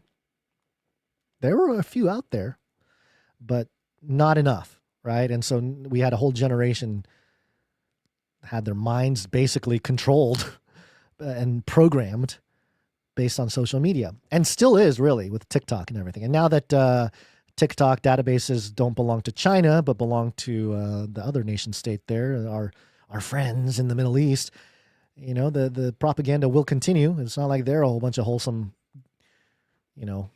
whatever. I'm not going to say, I'm not going to say anything there, but yeah, it's all coming to a head. And I believe that all of it is prophetic, and whether it's the exact fulfillment of biblical prophecy as outlined in our generations or a couple generations to come or not, I think it's really important to continue to push the gospel to people as best as we can throughout these different avenues and rails that are beginning to get built all around here. So I'm looking forward to how this all plays out, because I tend to think that it's not going to be as smooth. And what I fear, though, is that they're going to make it so exciting, right? Because you're going to have like a rogue group that's going to simultaneously bring quantum computing online, as are white hat government officials. And then we're going to have this free agency of all computing networks where all encryption breaks and everyone's scrambling to adopt quantum protection, post-quantum encryption for all their computing needs. And that's going to be a frenzy. It'll be a frenzy type of moment. Personally, for me, like in my personal life, I would love to be more or less off grid by then, but I don't know. The Lord wills it. I will be off grid but the way things are looking may not be in the cards for me. I think God has me right where he wants me with all this to continue preaching the word and pointing these things out, being the watchman that I've been called to be, and all of us have been called to be here. So it's with that I'd like to thank some producers before I get out of here. How long have we been going? 2 hours. Okay, 2 hours, and we only had Basil for the first half hour or so today. He's getting his teeth cleaned, or actually, no, he's getting like his full, I think his cap came off. A crown fell off his tooth, which is never fun. So pray for Basil. Okay, we're going to thank some producers here. I'm going to just go through this list as quickly as possible. We appreciate all the producers, especially the monthly producers. If you're in here and you're a monthly supporter of the podcast, we really appreciate you. The supply droppers, especially, man, you guys are keeping us alive. It's a huge blessing for someone like myself and Basil to be able to do this for a living. Like, it's just kind of wild to still think about that we get to actually do this for a living, that we get to talk about world events, podcast, make content, scream into a microphone, and we hope we provide value. We hope that we provide not just like value, but like really important value, things that can educate you, edify you, inform you, and can maybe help you in different conversations with friends and family, your local church, because ultimately, in a certain way, this podcast, the people that are still here who have been with us for a long time, we're kind of like our own mastermind, because a lot of you out there, you guys already know like 90% of what I'm going to say, or what we're going to talk about, or the commentary, or the angle that we might take on certain stories. So, we're grateful for that opportunity and the mission to carry it out. At the same time, man, this year has been rough financially for me and my family. So it's been a challenge, and emotionally, on top of everything else, obviously economics can really hinder your psychology and your emotions. And I've tried my best to not let it affect me. But certainly, there's moments of panic, definitely, in various ways that I've had multiple times, way too many panic moments this year. And it's certainly causing some different conversations to be had in the back rooms there. Are there other things that I need to do? And in fact, I did take up a second job as a worship leader. And I'm grateful for that opportunity as well. And of course, that's not going to bring in the big cash or anything like that. It's just assisting and leading worship at my local church here. But those opportunities came about, and we are blessed for that as well. And what's crazy is that taking up that second job and maintaining Canary Cry and doing everything there, and it's literally like, it's almost like inflation and the price of everything is rising just as much as I'm able to generate a little bit more income. So, I mean, the rat race is real, folks. The rat race is absolutely real. So, let's see. Let's see. I'm sorry. I'm just checking here. Okay. Yeah, so we're going to thank some people. We call it Value for Value. It was first implemented by John C. Dvorak and Adam Curry of the No Agenda Show. We basically took the same model and implemented it into this podcast here, and we've been operating as such ever since. So that means no advertisements, no affiliate codes, no nothing. In fact, we have a little jingle that helps explain the whole thing. We only exist because of producers just like you who get value from the show and they put value back in with their time, their talent, or their treasure. There's lots of ways to do it. Whatever works for you. Whatever works for you. Their talent or their treasure.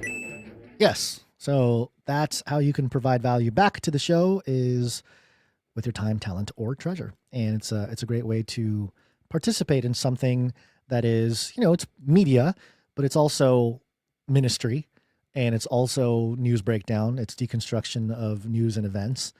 And we do our best to ground it in scripture, because that, it's the only way, really. To me, it's the only way to really understand what's going on. Like, if I didn't have the scriptures to lean on, I think I'd be losing my mind. I'd be like, oh my gosh, the world is changing so fast and then so many things.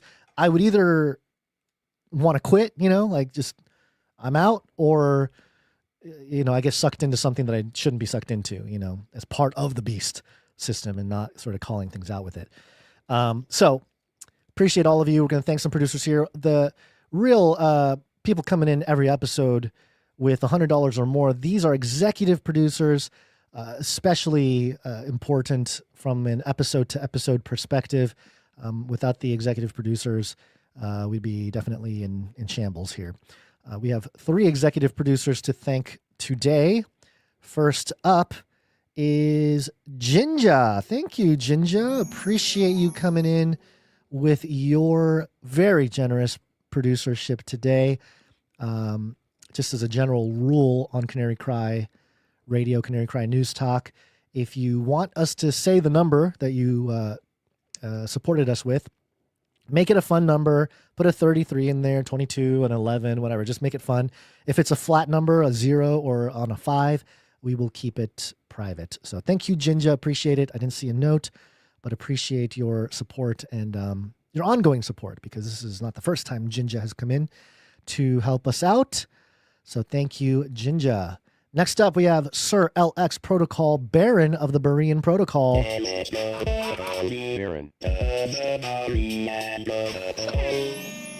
Coming in with $100.33. He is on a 431 episode streak, which is crazy. And, coming in with $100.33. And 85 executive producer streak. So generous, Sir Alex Protocol V2. He's a Baron. We only have, 3 Barons? Let me double check here. I think we have 3 Barons currently. Do I have it on this page? Oh, maybe it's on the round table page. All right, let me double check the round table page just to make sure. Look at all these knights and dames of the Canarium. So wonderful. Yes, we got 3. Oh, look, I don't even have, what? How do I not have, okay. Sir Alex Protocol V2, Baron of the Berean Protocol. How did you not yell at me for not having your name in here? Oh, Sir Dylan is also a Baron? Oh my goodness. Okay. You know what? We need to do a better job of highlighting the Barons and Baronesses, because we do have Guy and Debbie. We have Sir Egorius, and we have Sir Dylan. And we also have Sir Alex Protocol. I need to put that name in there. It's a good thing I checked. I can't believe nobody has said that. So anyway, thank you, Sir Alex Protocol V2, Baron of the Berean Protocol, for your weekly episodic support. Appreciate you. Next up, we have Felicia D coming in. Thank you, Felicia D. Again, a regular executive producer. I don't think she's on a streak today, but we appreciate you, Felicia D. You always come in when we need it. Thank you so much. All right, so that's it for the executive producers. Again, grateful for the execs, because you guys are, it's a level of confirmation for us that, like, hey, we're doing what's right. We're doing what we're called to do. And we're going to keep doing it, because there's certain days, man, it just feels like I would be lying if I said that every day I'm super stoked to podcast every time we hop in. It's not like that. Like with any job or any kind of thing that you do a lot, there are lulls. There are days where you don't want to do it anymore. There are days when you want to quit. And not that I'm saying I'm motivated by money. It's not that. It's the people that are coming in with the support, the treasure, their hard-earned treasure. That validates for us, like, you know what? This is important work. There are no excuses. We cannot give excuses. We must press on and make it happen. So appreciate the inspiration above just the treasure, the number of the treasure there. To all the executive producers. That goes for all the producers for sure, but just in particular the executive producers of episode 883. We also have producers coming in under the exec amount. These are people who are supporting us under $100, but more than $7.77, which gives them the opportunity to read a note or have a note read on the show. We have a few to thank today. First up, Sir Cullen Anderson, Hobo of the Americas. Thank you very much, coming in with 2332. It's a hidden Illuminatus. Illuminatus! And he is on a 45 episode streak. Thank you very much. Appreciate that, Sir Cullen Anderson, Hobo of the Americas. Oh, you know what? Sir Cullen Anderson, Hobo of the Americas, he's come in twice. He's on the list twice. Am I reading the right list? Let me make sure I'm reading the right list. As Basil told me, like, it's easy. You just read the list. And it's like, okay, but sometimes the list can confuse me.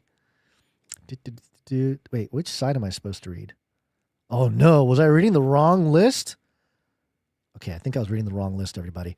Sir Cullen Anderson, Hobo of the Americas, thank you, but I don't think you supported on this episode.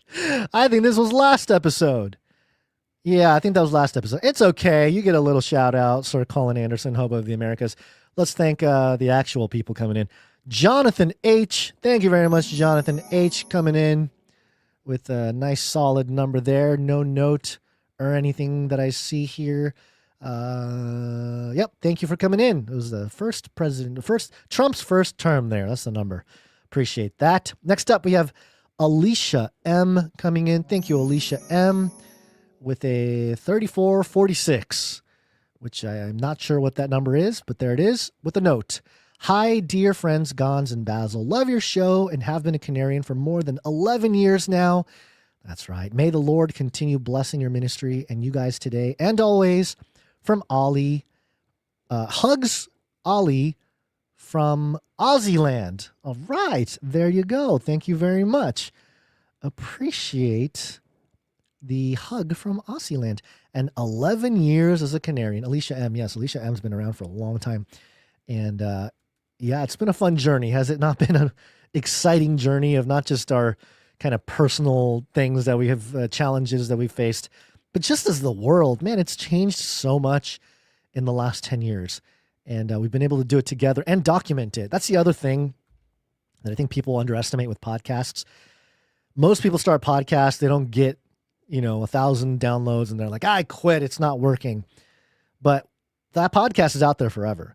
So there is this aspect of you are documenting, or we are documenting together, our thoughts, our opinions, and the events that surround the world publicly for future generations to potentially look back on and find. And that'll be interesting. So thank you very much, Alicia M, for your ongoing support. Next up, we have Clank coming in. Clank with 3333. That is Illuminatus status. Clank is one of our cracked devs on the team here. I don't know. I haven't heard any updates on the Canary Cry tech team. But I know Clank is maybe part of that. I could be mistaken. I have not kept tabs with all that's happening there. But thank you, Clank. Appreciate you for your treasure here and also your support with your talent and also time, helping out with various systems in the back room. Thank you, Clank. Next up, we have Kevin C. Thank you, Kevin C, coming in with 1111. I did not see a note, so there you go. Thank you very much, Kevin C. Next, we have Sir Ike coming in, $7.77. Thank you. And we did say thank you, or I'm sorry, happy birthday to Poppy at the beginning of the show, but we'll do it again. It's my birthday. It's my birthday. Happy birthday to Poppy! There you go. Happy birthday to the Chief Fund Officer and official sticker tester of the Supply Drop. That's Poppy.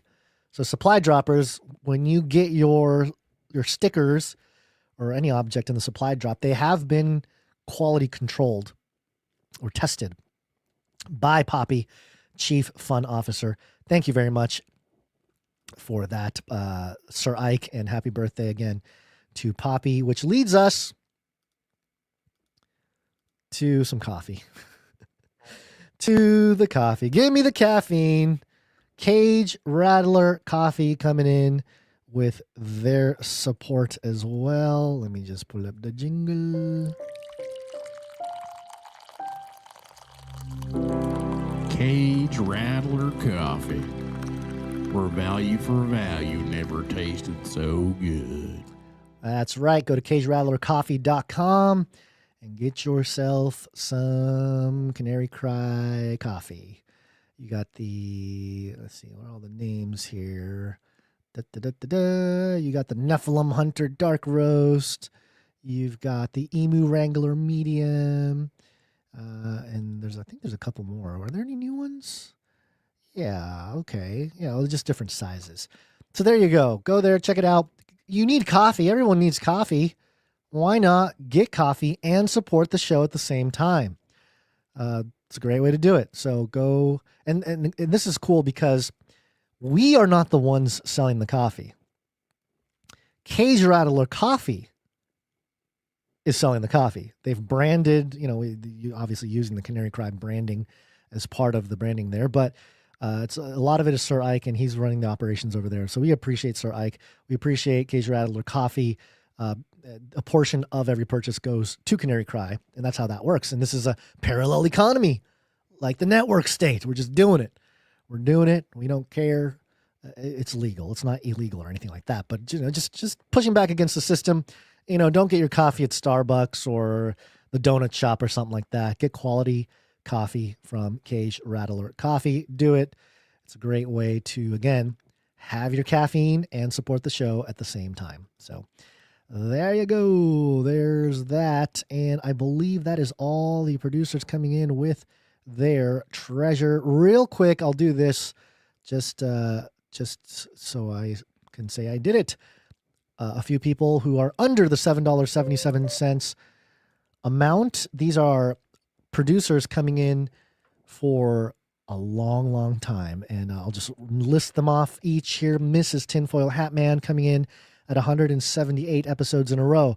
Veronica D coming in 517 episodes in a row. Sir Scott, Night of Truth, coming in 564 episodes in a row. And Sir KC, the Shield Knight, coming in 570 episodes in a row. Sir KC, the Shield Knight. All right, there you go. That's really all I had for today. A few updates, some housekeeping before we get out of here. Basil is going on his Ireland trip, I believe. I don't know if I was supposed to actually fully say that, but he's going on a trip, folks. Going on a field trip or whatever. Going on a trip, his annual trip to Europe. And so he will be gone for at least a week. It might be 2 weeks. We'll see. And also, this wouldn't be a problem. And if I was going to be around for all of the days when he's not around.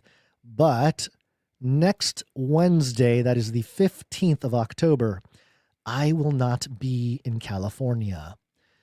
If you know, you know. Actually, there might only be like one or two people that actually knows what's going on there. It's nothing crazy. It's just a little side mission that I will be on. I will be back thereafter. I'm only gone for that one day. But there's not going to be a Canary Cry News Talk next Wednesday. My goal, though, is to make sure that we have a Burning Man episode ready to go for that day so you guys have some fresh content.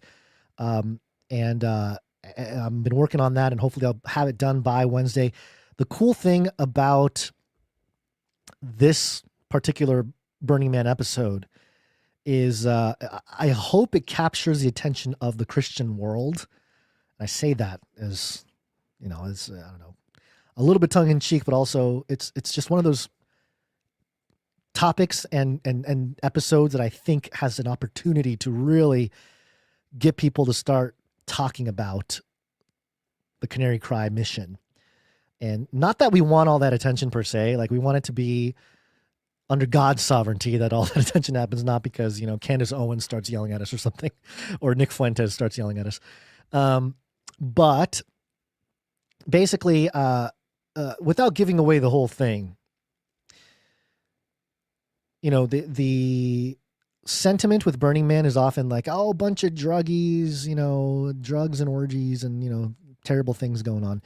Well, in this episode, or at least this first part of the episode, you're going to get to hear some individuals who are on the Burning Man trip. So they're there, but they're also on a different kind of trip, if you get what I'm saying. And they have a very interesting conversation with this individual who is on a different kind of trip. I'll leave it there. I think if you know, and then by the time the episode comes out next week, you'll know for sure what I'm talking about. But yeah, it's a very interesting, very fascinating, because you get to see and you get to hear what ministry really looks like and sounds like at Burning Man, like real life evangelism, real life sharing of the gospel, all those things in a tangible way. Prior episodes, there were interviews and sit down conversations and stuff, and all of that is valuable. It's still valuable. Or, Basil walking around out of breath in Black Rock Desert. All that stuff is definitely valuable. But I think this episode for this year is going to have a little bit more of that extra layer that we have not had in prior years. So I'm looking forward to getting that together and having it ready for you guys for next week. I don't know. I think there might still be a Clubhouse tomorrow. Yeah, I'm pretty sure there's still a Clubhouse tomorrow. So if you want to call in and talk to Basil tomorrow, you can do that. But he will be gone for a couple weeks. So just a heads up. And I will be out next Wednesday. So hopefully that Burning Man episode is all ready to go by that point. And what else? I think that's it. Is that it? All right. Well, let me thank some other producers. Oh, you know what? I didn't really look into I didn't look at the talent sheet today. If there was new submissions for art, it looks like there's a couple things. Okay. Jonathan F sent in an alien inserting DNA audio file. Okay. That might be interesting. Let's see. Might be too much work to actually get it to play. Well, let me see. If I can pull it up on the other computer, I will be able to play it immediately. Bear with me for just 1 second. Let's see. Who else sent stuff? There's other people that sent stuff.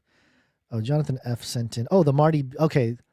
Oh, the International Coffee Day jingle. That's what it was. Thank you for that, Jonathan F.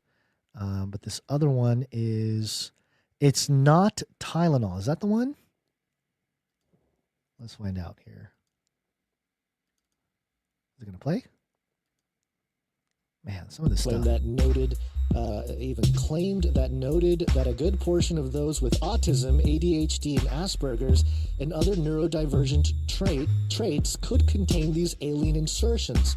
Although he noted this is speculation at this point. Interesting. It's not the Tylenol. It's not the Tylenol. It's not the vaccine. This is propaganda from Big Pharma. This is Tylenol pushing back against the narrative. Well, I mean, seriously, though, this is very interesting thing, because at least in the eyes of maybe the mainstream or establishment, whoever might, be kind of deploying these different psyops in one way or another, the idea that autism, ADHD could be caused by some sort of medical product is considered the conspiratorial, tinfoil hat, wacky thing to think. And so putting out this, I don't know if it's supposed to be some sort of diversion. You're going to divert a certain amount of people away from attention to the medical causes of these things, to the complete, alien tinfoil hat version. It's splitting the group a little bit more, and getting rid of, maybe not getting rid of accountability, but diverting accountability, sort of human corporate sources of these things. It's the establishment wielding sort of conspiracy theory, in air quotes, for their own gain, for their own tools. All right. Jonathan F. said in his note, took the segment about aliens inserting DNA into the human genome and infused it with a changed up version of the StreamYard OST Walking the Ducks music. Oh, there you go. Yeah, there you go. Thank you very much, Jonathan F. Appreciate you doing that. It's always fun. It's always fun to see how the producers come in and remix some of the moments from past episodes and make it their own little jingle there. So thank you very much for that. Okay, now who do we thank? Let's thank some producers for their time, starting with the time stampers. Timestamp, it's hard work. Timestamp. Jade Bouncerson, thank you very much for time stamping episode number 882. Appreciate that. We got all sorts of other people doing cool things with their time to support the podcast. Here we have, let me get to, I don't want to miss anybody. We have Clank, we have Jam doing different things with the Discord. I forget who's doing Telegram. Oh man, I feel bad now. I can't keep up with everything happening with the Canary. I'm so terrible at keeping track of all this stuff. But yeah, thank you for all the producers out there who are participating with your time. It really does help out. It really matters. And it just helps us out so much. So thank you. Other than that, share the show. Share it with friends, family, plants, animals. Everyone's going to know. Everyone has to find out. We haven't done any kind of creative campaigning recently, but I think we can do something fun coming up in the few weeks here. And there may be some cool stuff. We haven't really solidified anything yet for the supply drop for this quarter, but certainly next quarter, the Q1 supply drop, hopefully we can do some really cool stuff there for a few people that are in the supply drop. Not everybody, it's a mystery. It's kind of like a raffle or something. We'll see. We'll keep everybody up to speed on that. Oh, there's meetups happening. I don't think there are any meetups scheduled at the moment, but go to canarycrysupplydrop.com and look for a meetup near you. Or if there's not one, like there's not one right now, just email us time and a place, and we'll help you get, somebody will make a flyer. We'll announce it on the show. We'll put it on the website, and we can get it rolling. Connecting with your local people is going to be very, very important. As important. Think about before COVID and the lockdowns. Actually, I would like to know, maybe we already talked about this in the past, and maybe Basil has addressed this somewhere on Clubhouse or something, but I'd like to know who of you out there that are listening connected with somebody locally in your area before the pandemic, and so you had somebody to, speak to, meet with in your local area during the pandemic. Because I'd be curious to know people if they met at a Canary Crime meetup before the lockdowns and COVID and everything, and then maintained that relationship post corrupt lockdown event. So again, same thing. Very important to connect with your local peoples. Let's see. Text message alert system. Yes, we didn't do that today. I'm not going to read any text messages because I am not going to log into stuff right now. But you can go to your phone, text the word Canary to 877-740-3226. It'll simply give you an update on when we're live. That's it. I don't think we really send out anything else other than when we go live. So it's just a way to get a notification on your phone that we are, in fact, live without relying on YouTube or Rumble or, X or whatever it may be. So there you go. Text the word Canary to 877-740-3226 and make it happen. Okay. What we got?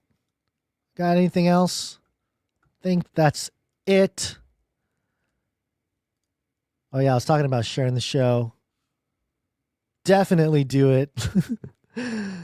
All you got to do is walk right up to whoever you're sharing the show with, grab him by the cage, and shake him. The end of the world occurred pretty much as we had predicted. I want to shake things up, stir up some controversy, rattle a few cages. Hey, stop that! You'll never silence me. I'm the last angry man, a crusader for the little guy. Leave the bird alone. Never. Rattle a few cages. Rattle a few cages. The human race will have every opportunity to improve.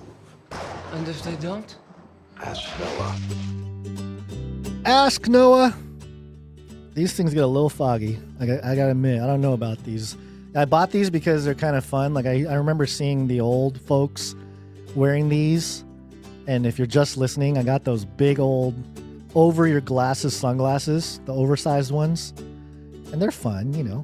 They're kind of nice. They're kind of visors. I kind of like them. We'll see. Let me know if you guys like it or not. Just because it's a little silly, but you know, trying to have a little bit of fun here while the world burns and AI takes over everything. So there you go. I think we're all caught up. Tomorrow is on the calendar. What is it? I cannot read what that says. Something Events Day. I can't read what that says. I can't read our own calendar. All right, anyways, tomorrow is something. Basil will be there, I think, for Clubhouse. If he's not, I'll try to maybe go live for a few minutes or something. But there you go. Hopefully you guys have a great rest of your Wednesday. And we will see you soon. And until then, think outside the cage.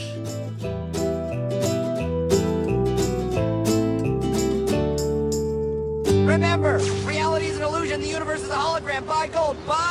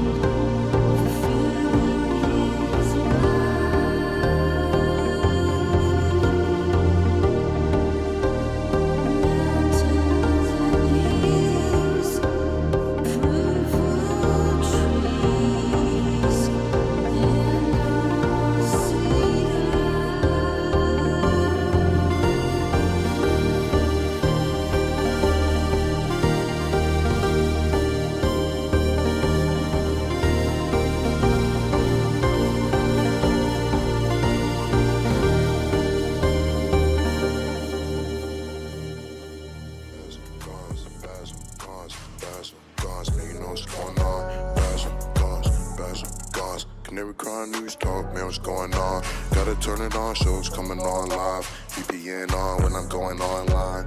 Anonymity, man, cryptocurrency, we got everything you need, get it 3 times a week. Jesus Christ the King, let the Holy Spirit speak.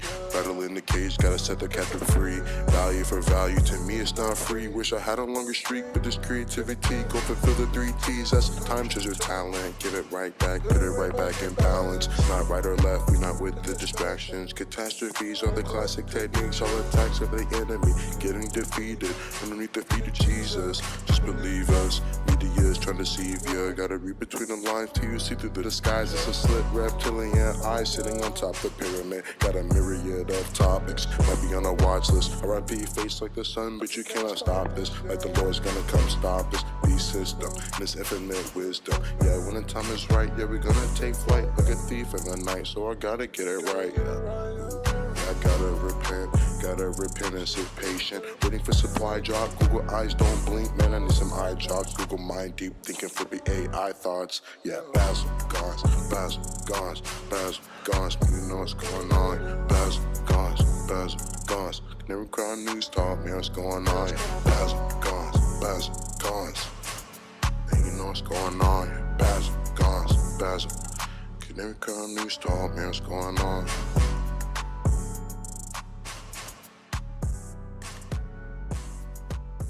Value for value.